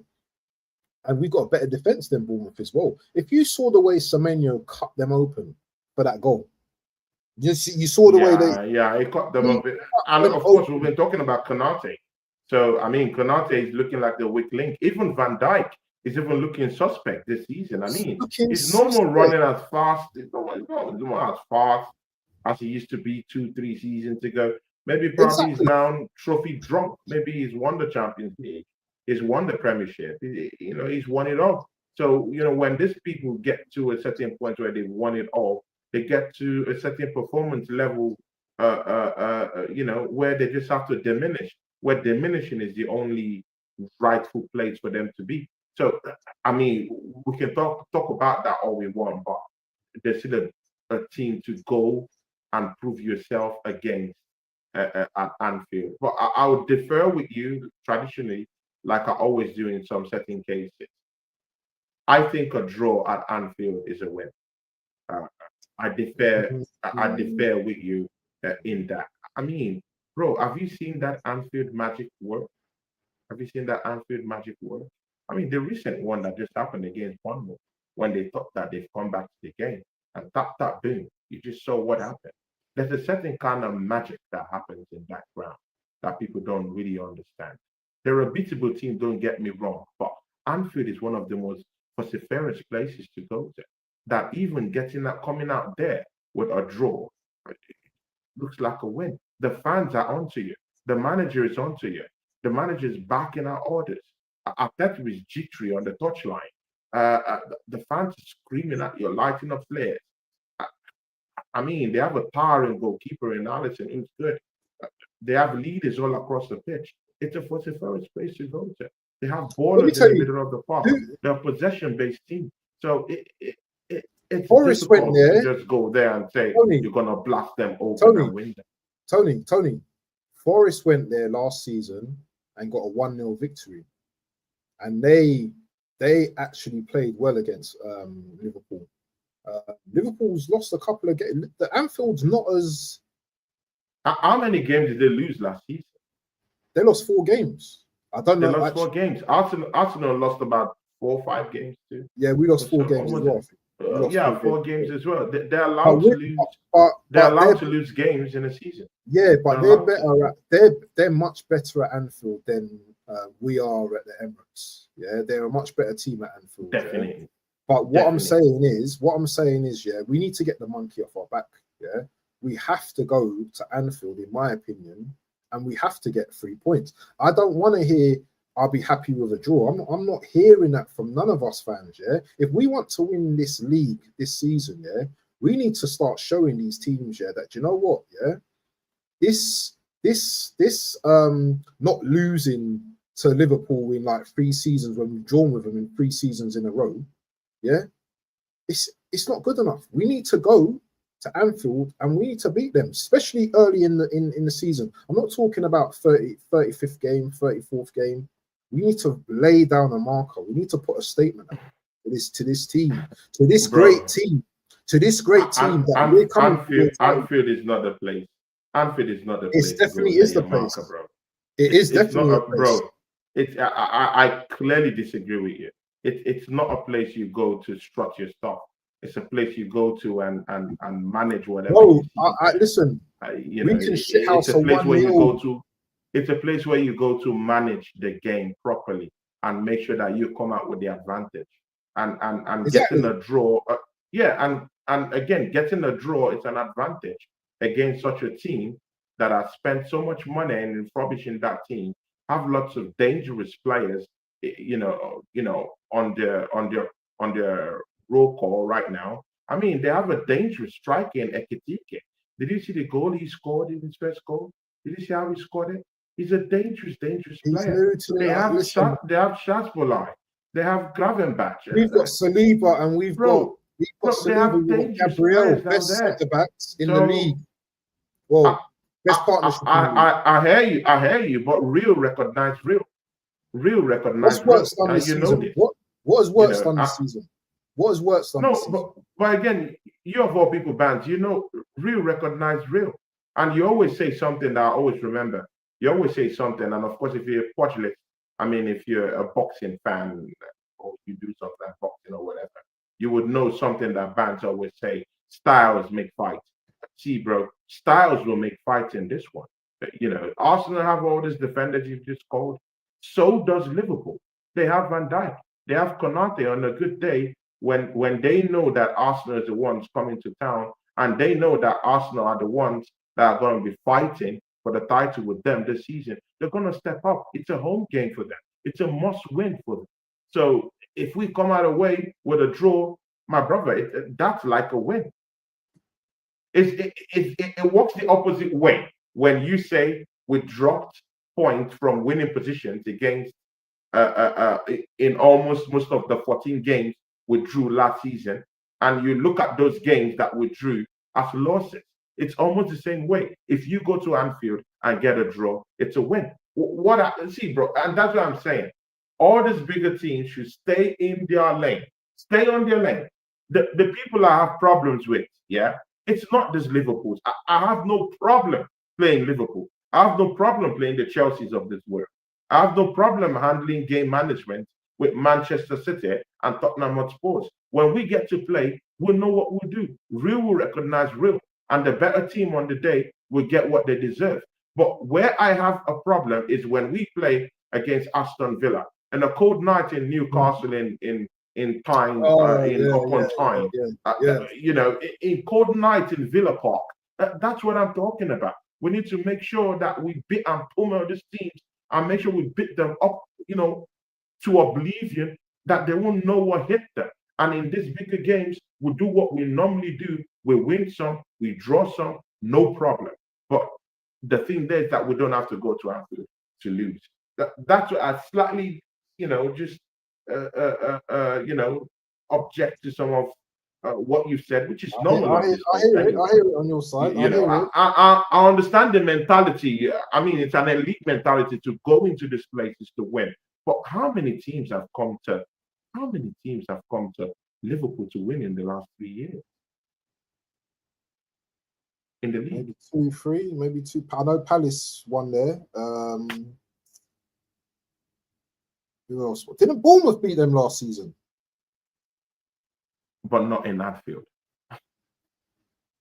Not in Anfield. It's a horrible play. Bro, have you forgotten the maimings and beatings we've got? Bro, if I get a draw and escape with a draw I know I'll beat Liverpool at home. I know I might script something at home against Liverpool. But, bro, a draw against Liverpool at Anfield, bro. See what happened to Bournemouth. They thought they were going to escape with a draw. Bam, bam, bam, bam, bam, Chiesa. Bro, these people are crazy. They're maniacs. When you think you're just resting and relaxing, that's when they hit you. They're crazy. They're not normal. They're not normal people down there. There's some juju. There's some juju down there, yeah, that they have down there. Some hocus pocus magic, bro. Bro, it's hard. It doesn't matter the kind of team you take down there, yeah. Those guys just know how to come back against you, stifle you. I mean, come on, man. Even when Arsenal had Invincibles and all this, when we went to Liverpool, it was a hard game. Always a hard game. There's no question about it being a hard game. But listen, if we were to get 3 points against Liverpool, yeah, going into the international break, yeah, how are you going to feel about that? If we do get 3 points against Liverpool, what's good? How would you feel? Good. That's what I want. Don't get me wrong. I want the 3 points. I think we can match them, man for man, band for band. With Eze in the team, we can match them, band for band. I think so, man for man. AKs for AKs, we can match them. But the thing there is that it's mentality, Tony. It's the mentality, Tony. That's the thing. It's the mentality. We don't have the mentality. That's the thing. And I do. Yeah. I think we can go there and get 3 points. I've been saying this for a little while now. I think we can beat this Liverpool team. I really think we can beat this Liverpool team at Anfield. In a one-off game, I think we can beat. I really think we can beat them. And bro, yes, Styles does make fights. I'm thinking you would have to sit down with Kopish and some of all these Liverpool legends, bro, and tell them right to their face. I mean, it's good, cozy, and easy. You sitting on your, on your cozy chair down there, and just look at Tony and sprout those words. But I mean, it would be very nice if you're, sitting in front of a Kopish or some big time Liverpool fan. And utter those words, and that would cut them. I'm telling you, they will laugh at you. Listen, if we they will laugh them, at you. Come on, man. That will cut them. We've got City after the break as well. Sorry, not City. We've got Forest. We've got Forest.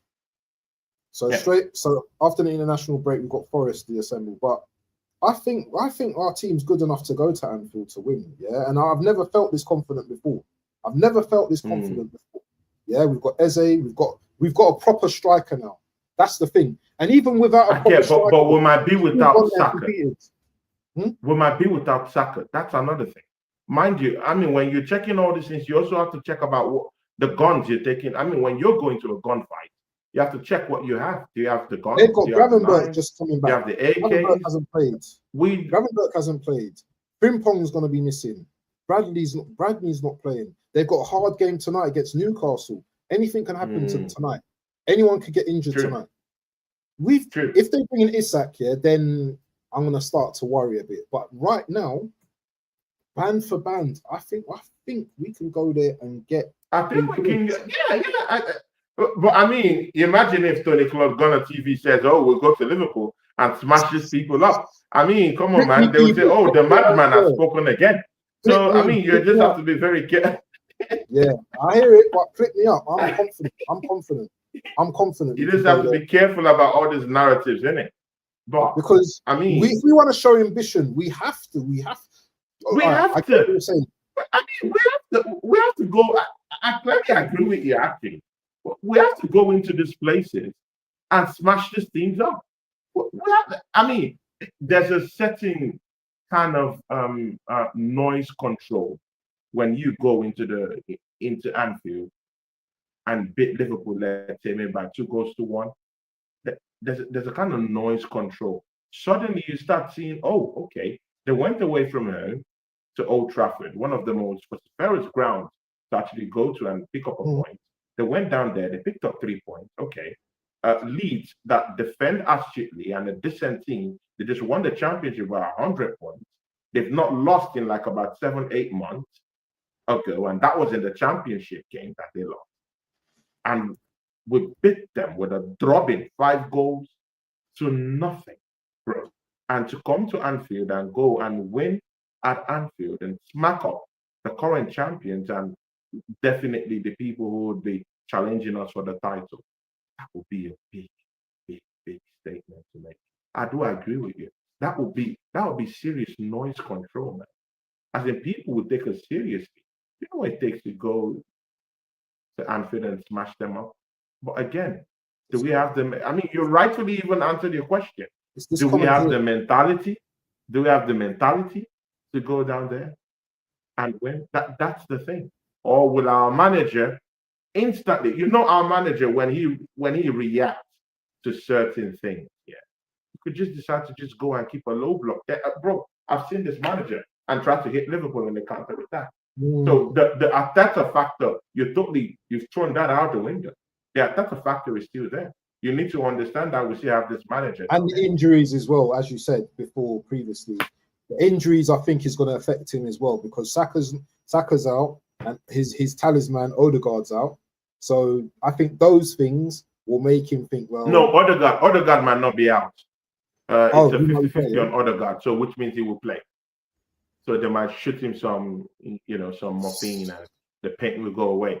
But for Bukayo Saka is out for 3 to 4 weeks. But I don't think Eze is going to go into that game with the mentality of a draw. I think Eze is going to want to win that game, yeah, to lay down a statement as well. So we will see. Yeah. He just got his big move to the Arsenal. I mean, come on, man. It's his first game. He would want to show he's not a flop, And you have to be very, very, very you have to be very, very careful when you come into a big club, yeah, that you've played for before and put up a very, very big performance in the first game. It's very necessary because when he puts up that first big game, big performance away from home to a big team that would challenge for the title, I mean, bro, if he puts up a big performance, you buy into the hearts of the fans, of the fan base that you just came into their football club. They begin to see you as, oh, part and parcel of this team. And later on, mind you, we still have that mentality of, does Mikel Arteta really trust Eze to that position of actually knocking off his captain away from the team and situating him in that number 10 position to actually drive into more goal scoring positions and open up play? Will he displace Odegaard? So those questions will still be lingering in his head. A big performance from Eze would dispel all those talk and put him there in that conversation to say, you know what, yeah, I was part of the team that went to Anfield, played in Odegaard's position, and I played well. I opened up Liverpool, and Gyökeres got the goal, and I'm okay. So I will give you a headache on whether to put me down there in that number 10 position in the next game. The headache will be for the manager. So it's very, very important he puts up a big performance. Shout out to the people in the chat. Slice, the assembled, Oregon Gooner, the assembled. Yeah. But Waffle Don, I wanted to ask you, just before I forget, what position do you want to see Eze play in? from your deepest, uh, of places, where do you want to see him play? Truthfully, I know people that say through the left or through the. What's your thinking? What's your mind? Do you know what? You see my answer, and I'll say this. I want to see him on the pitch. That's my answer. I want to see Eze on the pitch. Yeah. However, people seem to forget, that, and I don't know if people watch Eze, but Eze, he's not a touchline winger, so to say, He plays his game mostly as an inside. I wouldn't even call him a winger. He's more like an inside left centre midfielder, left cam. That's how he plays his game. The only thing is, though, with Declan Rice, is he stunting Declan Rice's position for him to go out even more to the left? Obviously, I want to see him as a 10, isn't it? I want to see him in the 10 position. But I don't think the 10 position should be just static and you just staying in that position and just stay in discipline in that position. I've seen Eze, who's played on the left. I've seen Eze with counter-attacks run from the centre of defence. Do you know what I'm saying? Yeah, exactly. Open up attacks as well. So he's a very intelligent player. You know, he's gonna fill in positions where other players are not in their positions as well. So I'm not really worried. You know, I won't say that he needs to stay on the left. He doesn't need to stay on the left. Do you know what I'm saying? If Arteta is smart, you know, he will let Eze play his game like he does at Crystal Palace. But at Crystal Palace, yeah, but we know what this man. And he's not even a static 10. He's not even a static 10 in Crystal Palace. He moves around. He's tossed around everywhere. He moves all across the pitch. Yeah, I don't want to see him doing loads of defensive work either. That's not him. That's not the type of player he is. Yeah, he needs to be in the positions where, you know, he's an outlet where we can get the ball to him and he does his magic from there. Yeah. I don't want Arteta to ruin this player. Listen, do not ruin my Eze, Do not ruin my Eze. I will be fuming if he does that. But what about you? What do you think? What's your opinion? Bro, I actually agree with you. I really do think that he's not a static guy. Even his gameplay doesn't even define him as a guy that is static. He doesn't belong to a position. He's a mobile guy. He's everything that Odegaard isn't. I mean, people would like to see Odegaard as that number 10 guy that creates, but he's not really effective in that position, isn't it? No real movement from him all across the always pitch. Looking to go to the right. Exactly, he's looking to go to the right. We need someone who could actually tear up on the right, tear up on the left, go anywhere all across the pitch. Try to just engineer something. And again, see, this is the thing. When you are fast, you have that super speed and you have technical abilities like dribbling that can be able to get you over the line. I mean, when you have those kind of technical abilities, you're like on some steroids when you're playing against this team. And that's true. Odegaard doesn't have that kind of it factor. He's not blessed technically in that way.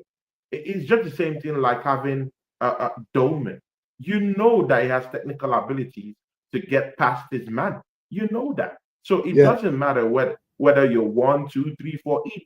He's not scared. He wants that pressure. He wants you to actually come at him. To actually he wants you to.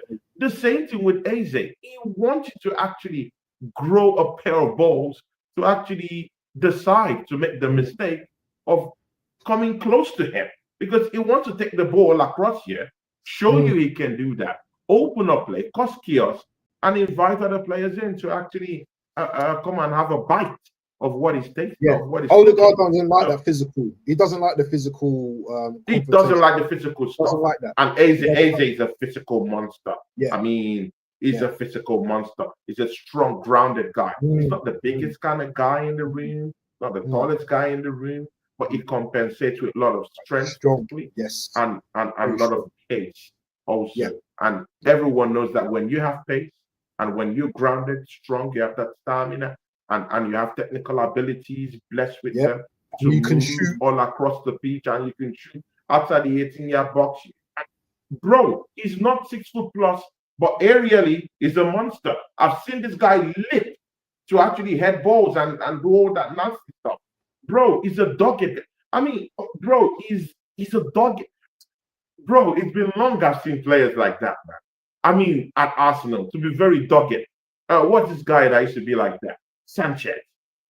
wow. Does it remind you of Sanchez? He's a very dogged, as in Yeah, I hear what you're saying. Yeah. Eze, man. Eze, man.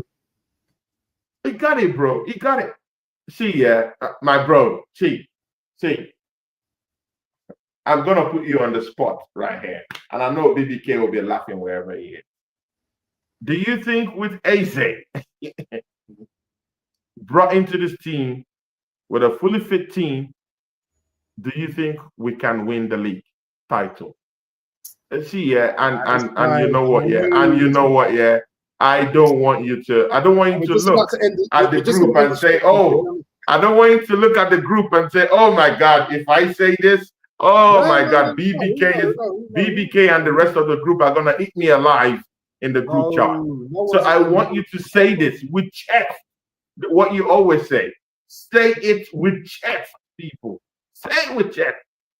Do you think Arsenal, with the emergence of Eze, that this is enough to win us our first major trophy in 21 years?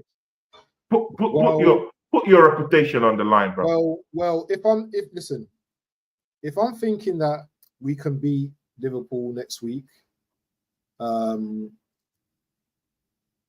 if I think we can beat Liverpool next week, I don't think there's going to be many teams that can beat us in the league. So I'm effectively saying yes, we can win the league, but not just with Eze. It's going to take Gyökeres scoring goals. It's going to take Saka. It's going to take Madueke. It's going to take Rice. It's going to take an effort from all of the team. So yeah, I'll say it with chess, But as I said, I'm not going to Anfield looking for a draw. Because if I'm going to Anfield looking for a draw, that means that no, we can't win the league. If we can go to Anfield and beat them, then my chest is going to be high. My chest is high. My chest is high right now. So yeah, we can win the league. But we can't win the league, right? Sorry, I have to say this, it also depends on our manager as well. He's the main factor. He's the main factor. How we agree with that. How he sets out our teams. I don't doubt the players. I don't doubt the players, but the manager has to hold his emotions, man. He has to go into every game believing that this team can win, not overplaying players. Rotation is going to be very important, and that's what I'm going to be looking at. So yes, we can win the league. But again, do you think we have a bench that is befitting enough to actually win the league too? Because it's not just enough to have a first 11 of shooters, but it's also good enough to have people to bring over, to come in, help out in the last 20 minutes, 10 minutes, 30 minutes when you need a goal. If we can get Rodrigo, someone comes in to score. Do you think when you look at our bench right now, do you think we have something good enough to put out there? I think we need one more player in a Rodrigo or Semenyo. If we could get like a one more player, I would be happy. Our bench looks okay, but see, that's the factor as well, man. But you see sense we need something, right? You see sense that we need something, man, on that bench, man. Something. Yeah, just want something there. But we're looking at we're looking at that Pan. What did you say that defender? What's his name? He could play left back as well. What's his name? Panchine. Hinkampi. Yinkampi, whatever his name is, yeah. Him coming in, he can play as a a left back, which I think that we need. Miles can actually go. No one's talking about Miles going into midfield as well. Yeah. So now, when you're looking at the squad now, it's looking good, bro. I'm telling you, the squad's looking dynamic, isn't it? It's looking dynamic, and the bench isn't too bad. It's not as bad as it isn't too bad. When you can bring in a Max Doman to the team, you could bring in a Waneri who is grown now, more experience from last season. I mean, he's experienced a lot from last season to now. He's grown. Max Doman is ever ready. He wants to take on players. You can see it puts grown men to their ass. I mean, we can bring in a Christian Mosquera if Saliba shows signs of bozo moments like that. I mean, there's quality here and there. You're not gonna have a squad of world-class players all the time. It's not gonna happen. You have to have players. It's not gonna happen. You have to have players, that are able to fit into a squad, because players will be wanting to fight with each other all the time. It's not gonna happen. There's gonna be times where Saka's on the bench. We've got a Trossard that could come off the bench. Obviously, your player who you can't stand, Martinelli, he might be on the bench. Marino, Norgard. I don't know if Kivior's gonna still be here. Ben White can come off the bench as well. Ben White, in some cases. Madueke. So now the and Madueke is also cover for both left and right wing also. So that's another big thing. He can play in that place that, like right now, that Bukayo Saka is down and out. It could be tucked into that right hand side. While we could say, okay, good. You know what? Yeah, let's go for more width and put AJ down there, down the left hand side, and allow Odegaard play. And maybe actually, you know what? Yeah, I don't know why we're even thinking about this. AJ down the left actually frees up Martin Odegaard more to actually roam in towards the left-hand side too. It frees him up to actually be more of the mobile guy he wants to be, or that he isn't right now. Because the only reason why he's not mobile enough is because Bukayo Saka is our outlet. Is the outlet, is the go-to outlet, now right? So you have to, so you have to naturally go down the right-hand side to actually get any kind of traction to scoring a goal. And almost nearly 66% of our goals came from that, from that right-hand side and all the run-ins that we're doing down that place. Yeah, exactly. The left-hand side, that's a lot, bro. Through the middle, which is just about 24% down the middle. So we're not even creating anything from the middle of the park. That's crazy. Nothing down the middle. So if Eze is tucked into that right-hand side, it naturally frees. Maybe that pressure that has actually been holding down Martin Odegaard. I mean, we can talk about the captaincy here, but people look at him as this guy that just does Cruyff turns, swaps his hair, and looks on going down the right-hand side. That's what people think he is, But I literally do think that if Eze comes in, it will literally free up more spaces for Odegaard to actually operate in.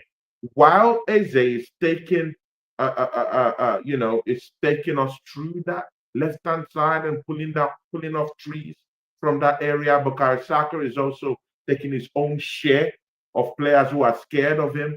Eze, it just leaves Odegaard in the middle to exploit. We all know that from the middle of the park, Arsenal just only produced like 24% of the goals last season. It's a moribund area.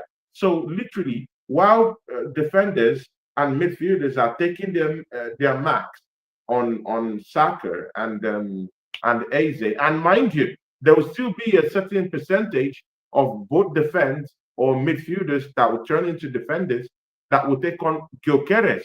Mind you, he's still a dangerous guy to have, even if he's not with the ball. So off the ball, he's still a very, very dangerous guy. You want to track his runs. So while he's making those runs, Eze is already hogging the byline down the left-hand side, and because Saka doing his thing down the right, Odegaard suddenly now has the space to either actually even move towards the left-hand side. We've seen many players. Look at Vitinha for PSG. It's everywhere. Bro, am I lying? It's everywhere. Tens, as in more modern tens, are very, very, very mobile. They don't just look at that right-hand side and say, oh, I want to hug the right-hand side because that's where most of our attraction is. No, they want to move around. They want to, spread the love all around. So now that Eze is down that left-hand side, Odegaard could actually find more traction in actually following those spaces, pocket spaces that Eze is actually opening up towards that left-hand side. And so if Eze maybe tries a shot and maybe the goalkeeper hits it out, Odegaard could just be one-on-one with the goalkeeper. But the thing is, Odegaard as well, though. But for me, Odegaard, yeah, he really needs to step up this season. He needs to step up. Last season he had his injuries and whatever was going on with him. But I think this season now there's no hiding for him. So no hiding, man. But again, I think when you have big time players to change situations, it's open up the game naturally for him too.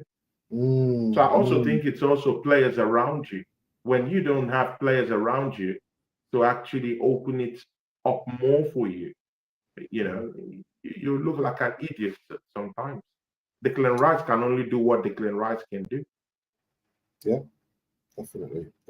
What do you there was something that you mentioned a few weeks ago on the show about Saliba leaving for Real Madrid in this window.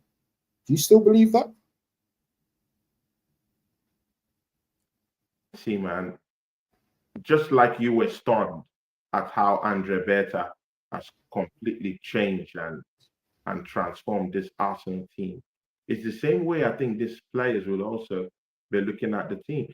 Mind you, Saliba came out last week and said to the team, he said it publicly. I mean, he said, now Arsenal needs to actually grow a pair of balls and go win the league. He wants to see a performance. Saliba, yeah. He said something in those lines just last week. So someone who is not really concentrated or hasn't found a renewed hope in the team won't be making this kind of statement. So come on, man, we're human beings. I mean, you've just acquired one of the most lethal strikers in Europe. Come on, man. You just brought in Eze. You just brought in Martin Zubimendi to your team all in one summer. He's looking at the superstars and he's saying, you know what, yeah, we have the best. We have the best centre-back pairing, which includes me in that picture in this football club. We have a striker now. We can actually win this league. I don't want to look back at my time in England and classify myself as a failure when I was part of the best duo in. Because Real Madrid ain't looking very good right now, are they? They're not looking like that good. Exactly, they're looking like babies right now. I mean, they're struggling to beat teams. They're struggling to beat mediocre teams like Oviedo and all these other smaller teams. I mean, he'll be looking at the quality down there and say, you know what, yeah, if we add those kind of quality at Arsenal, to which they are now adding those qualities now, he's seeing it, he's living proof in the team that he's in. And he's saying, oh, I'm part of the centre back that's one of the best in Europe. We now have, a prolific striker. We've just brought in Eze. If Rodrigo comes through the door, through the table, my brother, man, what else is he looking for? And we just beat Real Madrid out of the Champions League last season. So he might be looking at this thing and saying, you know what, yeah, maybe I might just pitch my tent with Arsenal this season and see what we get. Then after that, if nothing, I could leave. And which is normal anyway. Players will always, find lucrative ways of going to win titles elsewhere. But this season, I don't think so. Not after seeing what Andre Berta has done. Not after seeing what Andre Becker is on. And mind you, they've opened contract up with Saliba. Oh, yeah. I'm afraid of the sway of Andre Becker. There's a swagger about him. You see people that don't talk. You see his smuggish look. Yep. Looks like someone that doesn't talk. The dangerous man. The mafia, sir. The dangerous person. So, his impact. Those type of people. What would you say? What would you say Berta's impact has been on the club since he's joined, especially in this transfer window? How would you describe his impact on the club already? Bro, people already see beneath the mask. People already see. I mean, I talked about it on my show today. The Assembled was down there. Oregon Gunner popped into the show. I mean, see, the proof is in the pudding. The former sporting director, Edu, lied to us that we can't get any balance unless we sell players. He came into the football club and proved it all wrong. Mikel Arteta was frolicking, and flirting, effortlessly for Sesko. Yeah. And now look at Sesko now. I mean, he hasn't gotten a goal at Old Trafford. He certainly hasn't scored a goal outside of Old Trafford, and it's coming from the bench while we are having our own striker start in games. There's a big difference in that, isn't it? So you can just really see his impact. Yeah. He gives you his word, and his word is real. Hey, I want to make you my number 9 striker. He started. He's not coming from the bench. He started all our matches in the Premiership season. Is that because Havertz is injured? But is it because Havertz is injured? No. Havertz wasn't injured in the first game, and he started. True. Yeah. So he's a man of his word. He told Zubimendi, come in, and let's do something special. Zubimendi is here. He's starting week in, week out. Maybe Notgaard might not be his typical signing. I think maybe that's an Arteta signing, because we all know what Arteta does, what he loves. Noni isn't really signing, but it's good he gives the manager whatever he wants. But the core of what he wants is what he brought in. And we know, bro, deep in your mind that Vitor Gyökeres is an Andre Becker signing. You know that. 100%. You know that, right? Yeah, 100%. You do know that Christian Mosquera. He's better. I mean, come on, man. Yeah. It's a better sign. Come on. Even this Eze, let's even say the truth. I don't think Mikel Arteta is at the end of it. Yeah, I don't think so. I think Berta was at the end of this deal, not even Arteta. To be very sincere with you. If Arteta wanted him, he would have gotten him last season. Did you hear what AJ said? He said that every season for 4 seasons that he has been auditioning at the Arsenal ground just for Mikel Arteta to sign him up. If Arteta wanted him, he would have gotten him. He would have gotten him. AJ, typical Andre Becker signing. Typical Andre Becker signing. That man has changed everything about this football club. Bro, it was rotten. It was completely rotten. We were giving players, imagine a player like Nelson, who actually thought to give Nelson 100K a week. Who? That's fraud. Bro, it's fraudulent, bro. He's still here. Who, bro, who opined that? Who sat on his chair, on his back chair in the office and thought and said, oh, you know what, yeah, this is a genius idea.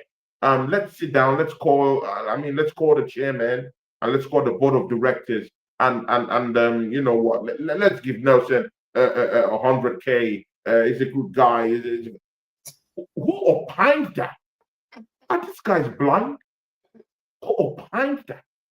You know, and then we have those guys now here, and we can't sell them. Lokonga, we can't sell them. Bro, look at Kivio, we can't even get 15 million for all these crock players we bought. Jesus doesn't want to go nowhere.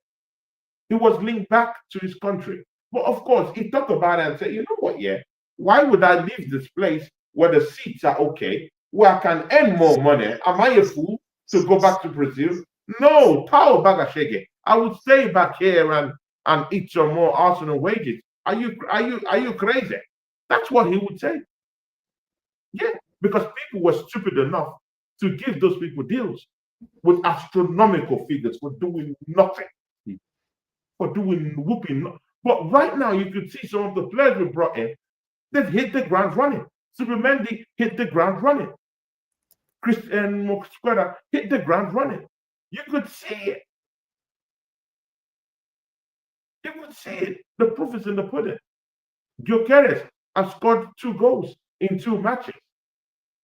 Just go check his goal ratio at Sporting Lisbon and tell me that isn't something, And if we go by the goal ratios in Sporting Lisbon, it means he's going to score 43 goals this season.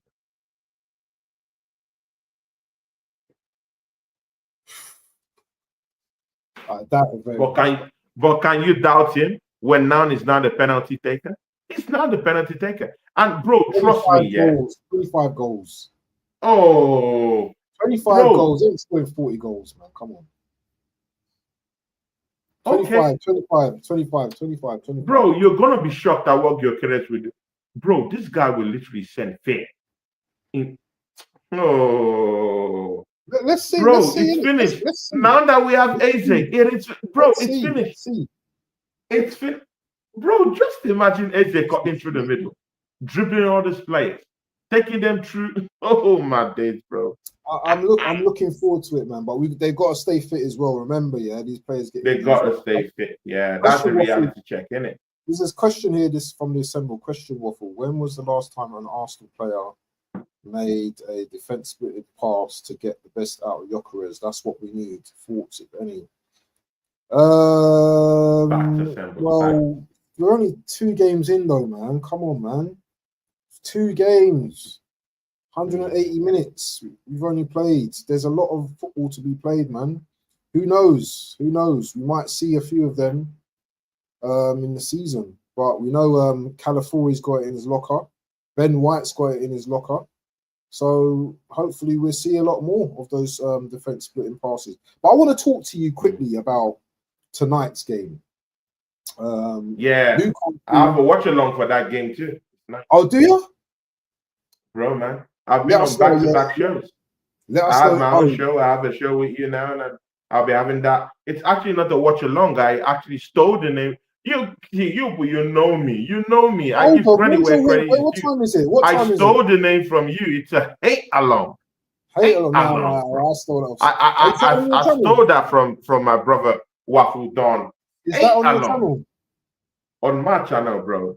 Newcastle versus Liverpool. What time? Man, what time? I mean, what time are you starting that? That would be like 7, maybe 7:50 or so. Have you got redirect on? Is your redirect on your thing? Have you got redirect on your settings? I don't think you have. No, I have. Someone can redirect to me. Yeah. Oh, you can. Yeah. Okay. Yeah, I can't see you in there. I think it's because of the time so far. So it's because it's still early. I want to talk to you about the matchup today because Newcastle got Liverpool. I think it's at where is it? Is that Newcastle, isn't it? It's up on time. Yeah, it's at the it's on. I was on Tyneside. Yeah. What's your feelings on that game? And let's see if we can get a prediction out of both of us as well for that game. Do you think it's going to be an easy game for Liverpool?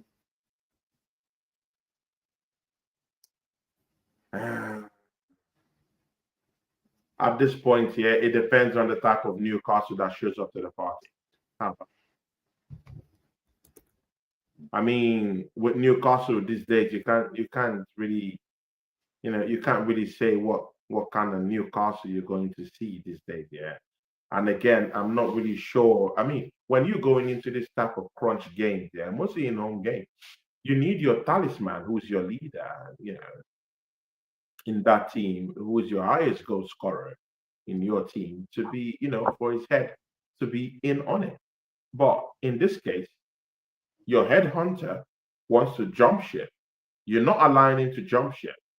You're not even allowing him to actually be in the right frame of mind to actually have a big audition for Liverpool to come and get on him.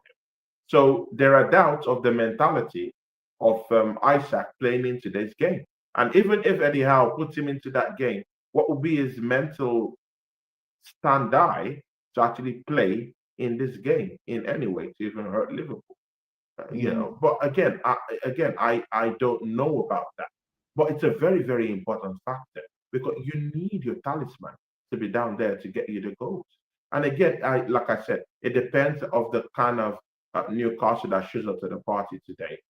They have players that could literally hurt uh, Liverpool on counter attacks, even on transitions. They're a tough, tough team. Mind you, Liverpool will be coming to get their own pound of flesh when they play against Newcastle. You remember what happened in that Carabao Cup final, innit? Oh yes, revenge. Let that sink in. So this is the first time that they'll be playing them since after that fisticuff and that skirmish where Newcastle won, a trophy, since God knows when, since when last they've won a trophy. But Liverpool were the other side that received the booze. But right now it might be a thing of revenge. They would want to, sound out Newcastle. And again, I just really think that Slot will be looking at this matchup and say, you know what, yeah, guys, we are under pressure. We're the defending champions. We want to keep this lead at the summit. We have the international break coming. We don't know what we're going to face with Arsenal when they come, to Liverpool. So it's very important we get the point now, the whole 3 points right now. So, and again, they're under pressure because that showing that Arsenal had on Saturday of pounding leads to oblivion. I mean, they're under pressure right now, isn't it? When they see Arsenal at the top of the summit, they would say, you know what, yeah, it'd be good to get our spot back, to get more goals. So you'll be seeing a Liverpool team that would want to go and get more goals because they have elite mentality. They have a champion mentality. They've won the league. They know how to win, and they know what to do when they want to win titles. And the only way is to go down there, play like a big team, try to score goals, press, press, press, use your wide areas, coming through the middle if you like at times, and get the ball onto your most dangerous players in Ritz and Ekitike, who has had a very, very good a new lease of life at Liverpool. I mean, look at the goal he scored in his first game. What a goal! You know, again, it's very hard for strikers these days to just hit the ground running. But when you see strikers that hit the ground running, you just have to applaud them. It's not easy. He even got his first goal before Victor Gyökeres. That says a lot, and that says a lot about his determination to actually win with this football club. So and Slot really respects it. So just imagine Ritz is down there, Ekitike is down there, with Shashbolai and all these other guys, Gravenbach in the bench. It's still a great team. Let's don't take anything away. Great, great, great team. But where they have weaknesses and where are we putting our eyes on is on Kirkis. Big money move from Bournemouth, yeah. But when I saw him in that first game, he was grilled in that first game, and lots of tackles. They had to, take him out of the pitch before he causes more damage. So I want to see what kind of defender he is again playing for Liverpool, this big team. So let's see. Maybe it's something that Arsenal could exploit coming up in that matchup in the weekend because he could be a weakling if he's, just getting into challenges and getting into fisticuffs, like that in this kind of high pressure games. So it would be very, very nice to see what happens. Again, this will be a very, very tight game. There'll be a tough one. There'll be lots of running. There'll be lots of physical and mental drain in this game, which is good for Arsenal. We just played Leeds, a home game, easy game. So it's not going to be something that would say, oh, it took a lot for us to actually mentally or physically to actually go down there and beat Leeds. So the home game was a comfortable win. We all played around with Leeds and meted, pain to them. And we did it with ease in the second half. We didn't even have to run. We just only needed to send Max Doman to just close up the show. So, we'll be going into that game the freshest, while Liverpool would be coming into that game at Liverpool, which is their home game, with bruises. Because trust me, at Newcastle tonight, they're going to get bruises. Come on, man. You know the hard guys, Tonali and the rest of them. All these other hard guys here that Newcastle have, they're going to be coming up with bruises, kicks, knocks, here and there. And, they're already missing some certain kind of players. They will miss more, or they would have players that will be less fit to play against Arsenal. We just had a very easy game against Leeds. So let's see what happens. Anyway, so what's your prediction for tonight in terms of score? Because it's a hate along for me. I want Liverpool to lose this game and lose it easily. So what score? I'm looking at 3-2. It's going to be a high-scoring game because this game, traditionally, it's a bumper. It's a bumper. Yeah. There's always goals. It's always crazy. There's always cards. Who's scoring for Newcastle, though? Because they haven't got... If Isaac comes in... bro, if Isaac is still under contract with Newcastle, if they decide to feed him in on today, what happens? He's on the contract with Newcastle. If they decide to feed him, what happens? I don't think he's going to play, though. I don't think he will play. If the manager says, hey, I want you to play, what happens? He's contracted to Newcastle. They could sue him if he doesn't play. Oh, wow. No, but he's contracted to me. It's just like you to just say someone like Kivio, who is angry now that he's not going to get game time, and he said, I'm not playing. No, for what? How? He has to play. If they call on to him, he will have to come up and play. They even told him, all this AWOL is going. You are still contracted to Newcastle. We own you. You signed a big money deal with us. We own you. You have to play. You have to play. So it doesn't matter. If they want in there, it would come down there and play. Can you imagine it's a big matchup? Tony. It's a big matchup. Eddie Howe will talk to him. Can you imagine, Tony, if Isak plays, scores the winning goal, and then goes to Liverpool the following week? Can you imagine that? Can you imagine? Oh my days. Bro, your imaginations are not good, man. These are bro, man. It has to, bro. What did you imagine to that extent, bro? To regurgitate that, bro. Man, that's bad, man. I'm telling you. But he's scoring against Liverpool, and then the next week, it's crazy. I think it's going to be a draw tonight. I think it's going to be a 2-2 draw. Yeah. I'm sticking to that. Okay. I don't know. You have to see like who gets injured, if there's any injuries. I'm not wishing on a man to get injured, but you know what? I'm not going to be sad if someone gets injured either. I'm not talking bad injuries, but if players are out for the Liverpool game, then I'll be happy. Just I understand you, but I'm shameless at this point. I would do anything to get a trophy. I wish injuries on this Liverpool team. Not death or anything. My voice, but I'm talking of injury. I wish injuries upon them. There comes a time, when shit hit the fan and you've been, pushed to the wall and been disgraced by all these fan bases that think that your team is just, all talk, no action. Yeah. And the pot of jokes everywhere. Yeah, exactly. They push you to the wall. So when you, the man who is pushed to the wall is a very dangerous man. This is one thing people don't really understand. We Arsenal fans are very dangerous people. So, it's in our hearts that, one or two injuries should happen to them. Not life-changing injuries, inshallah, but just, these injuries that, that would just keep them from 2 games, 3 games, that could make them lose. Because, bro, you need anything to give your team that advantage. if referees are advantageous to all these other teams and blowing against Arsenal and not giving us the right calls, why can't we seek from gaining from other areas too? Because either way, all these refereeing decisions, they all combine to give you the league title. So why can't we even have a breather, even even if it is 1-2 injuries against the enemy? I mean, come on, man. Come on, man. We can at least dream of getting some advantage. How about that? Exactly, people.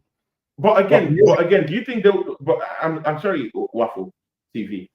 Do you think they will get away easily today? You know it's going to be a very, very difficult game today. There'll be bruises, there'll be knocks. I mean, bro, they got Tonali in the middle of the park. It's going to be a skirmish. Yeah, it's going to be a battle. It's going to be a battle, man. You got McAllister as well. Gravenberch, first game back. It's going to be a scrap tonight, and I'm hoping it's going to be a very good game as well. Joelinton is going to be there, and he's no punk. You know, I mean, these are real brutes. I mean, you saw what he did to Max Doman. I mean, you saw what he did on 2 occasions where he brushed him aside in 1 tackle and went down. I mean, the preseason, and went down to the penalty area and actually wanted to crush the kid. So if he's doing that against a 15-year-old that hasn't written his GCSE, bro, imagine what he'll be doing to grown men from Liverpool that want to take away their biggest striker. Imagine. Exactly. Bro, I think it's time to wrap up, man. 2 hours on the clock. You've got to watch along. 2 hours, bro. That's what I'm saying, man. So, where's your watch along? Are you doing the watch along with? You just doing it on your own, or are you going to be doing it with anyone else today? The hate along. I'll be doing it alone. I mean, I'm going directly on YouTube, so you know. Okay. Like I told you, I like going directly on YouTube now without using all this fancy streaming stuff. Yeah. So I'll be going directly on YouTube. So I hear that. I don't know. Unless maybe you want to pop in. No. Unless Do you know what? I've got a few things to do. I was going to say, when you going live? What time are you going live? Tell the people. I'm going live. Yeah. See, people, I'll be going live by 7:55 p.m. tonight for the hate along. People, I see people. Yeah, I learned that from my brother. Not me. Yeah, I got that from other people. He's denying it right now, but bro, I literally saw him doing a hate along one day, and I was like, bro, I like this concept here. And my guy brought up, and he called it a hate along. So I mean, right now, I'm ready for that. I'm ready. See, I want all the smoke this season, bro. I want all the smoke. We got Deji. I mean, talking tough everywhere it's going to. We got Liverpool fans disregarding Arsenal, saying that we're not going to even win anything. I mean, the disregard, upon Arsenal this season, it's horrible, man. So, right now, I'll be shameless too. In as much as these people are shameless, I will be shameless too. So, I want to do this hate along tonight and be urging Newcastle to win the game today. We need every point we can get. If you're an Arsenal fan, you need every ounce, every point you can get right now. This is it. It's either this season or bust. We need to win the league this season. There is no questions about that. The league needs to be won this season. 100%. Well, people, come to an end of the show today. Angry Gooners. Hopefully we'll be back next week. Just see what the schedule's saying. Totally playing the odds from the assembly. Man. Big ups, man. Definitely, man. Big up to everyone in the chat. Big up to my co-host Tony Claw Gunner TV. It's always a great show when we do our Angry Gooners. And make sure you guys. What do you got coming up? What do you got coming up? Oh, So tomorrow, I'm doing this new thing now, the Fantasy Premier League thing that I got. Yeah, I've got people in my team. I just do a little 10 minutes on the leaderboard and who's doing well and who's got good points. Probably gonna do maybe a daily waffle tomorrow, but tomorrow is back to work. Yeah, today's a bank holiday in the UK. Bank holiday, yeah. So yeah, I have to do it around my work. So maybe a daily waffle on the transfers if there's anything coming in, and I'm definitely going to do the FPL stuff tomorrow. But apart from that, after this week, after next, sorry, it's a new week, isn't it? After Saturday, it's International Week, so it's going to be horrible. That week is going to be horrible. So I'm going to try and do something every day for the people. I've been doing my daily waffles. Whatever, I'll find some content to think of, and you know what I mean. We could have a Angry Gooners pod probably after the game or something. 5 guns next week as well. So yeah, there's always stuff to do, man. There's always stuff to do. Are you thinking of going to Turkey anytime soon? Not till next year. Okay. Yeah, next year. I'm going to Spain in a couple of months' time. So yeah, Spain. Yeah, I've never been to Spain before, so I want to go to Spain. Really? Yeah, I've never been to the Canary. Never been to Spain in my life, my brother. Never. I don't know why, but yeah, I'll be back to Spain to see how Spain is. So Barcelona. watch out for the vlog, man. Watch out for the vlog over there. I've been to Barcelona shop, yeah, man. Therefore, so all right, bro. Let's see, man. I don't know which half you're gonna go to. I don't know if you're gonna go watch the game in Madrid or you're gonna go to. No, I'm going to the Catalonia side. So, Catalonia, okay, that's Barcelona. Yeah, that side. So I'm going to be hopefully on that side, man. But I'm not going until October, so it's going to be one of them ones. But people, make sure you slap the likes on the stream. If you're on Tony's, make sure you slap the like. If you're on Waffle Dogs, make sure you slap the likes in as well, people. And people, thank you for turning up today. It's been a great show. 2 hours. Big up Oregon Gunner too. Big up Oregon Gunner. Big up. Everyone, Slice, Eros, Emmy Baba, The Assembled, Sports, my brother, the Assembled. Jordan, Hyman in the building, Boy 10, I called him, Godfrey, all the man them that join the stream and support the stream as per usual, man. Big up to you, all Hendon Gooner. Big up to you guys, Moss Sports and all of them guys as well. But listen, people, we've got to pay the rent, man, because the money's been spent. We are gone. Peace.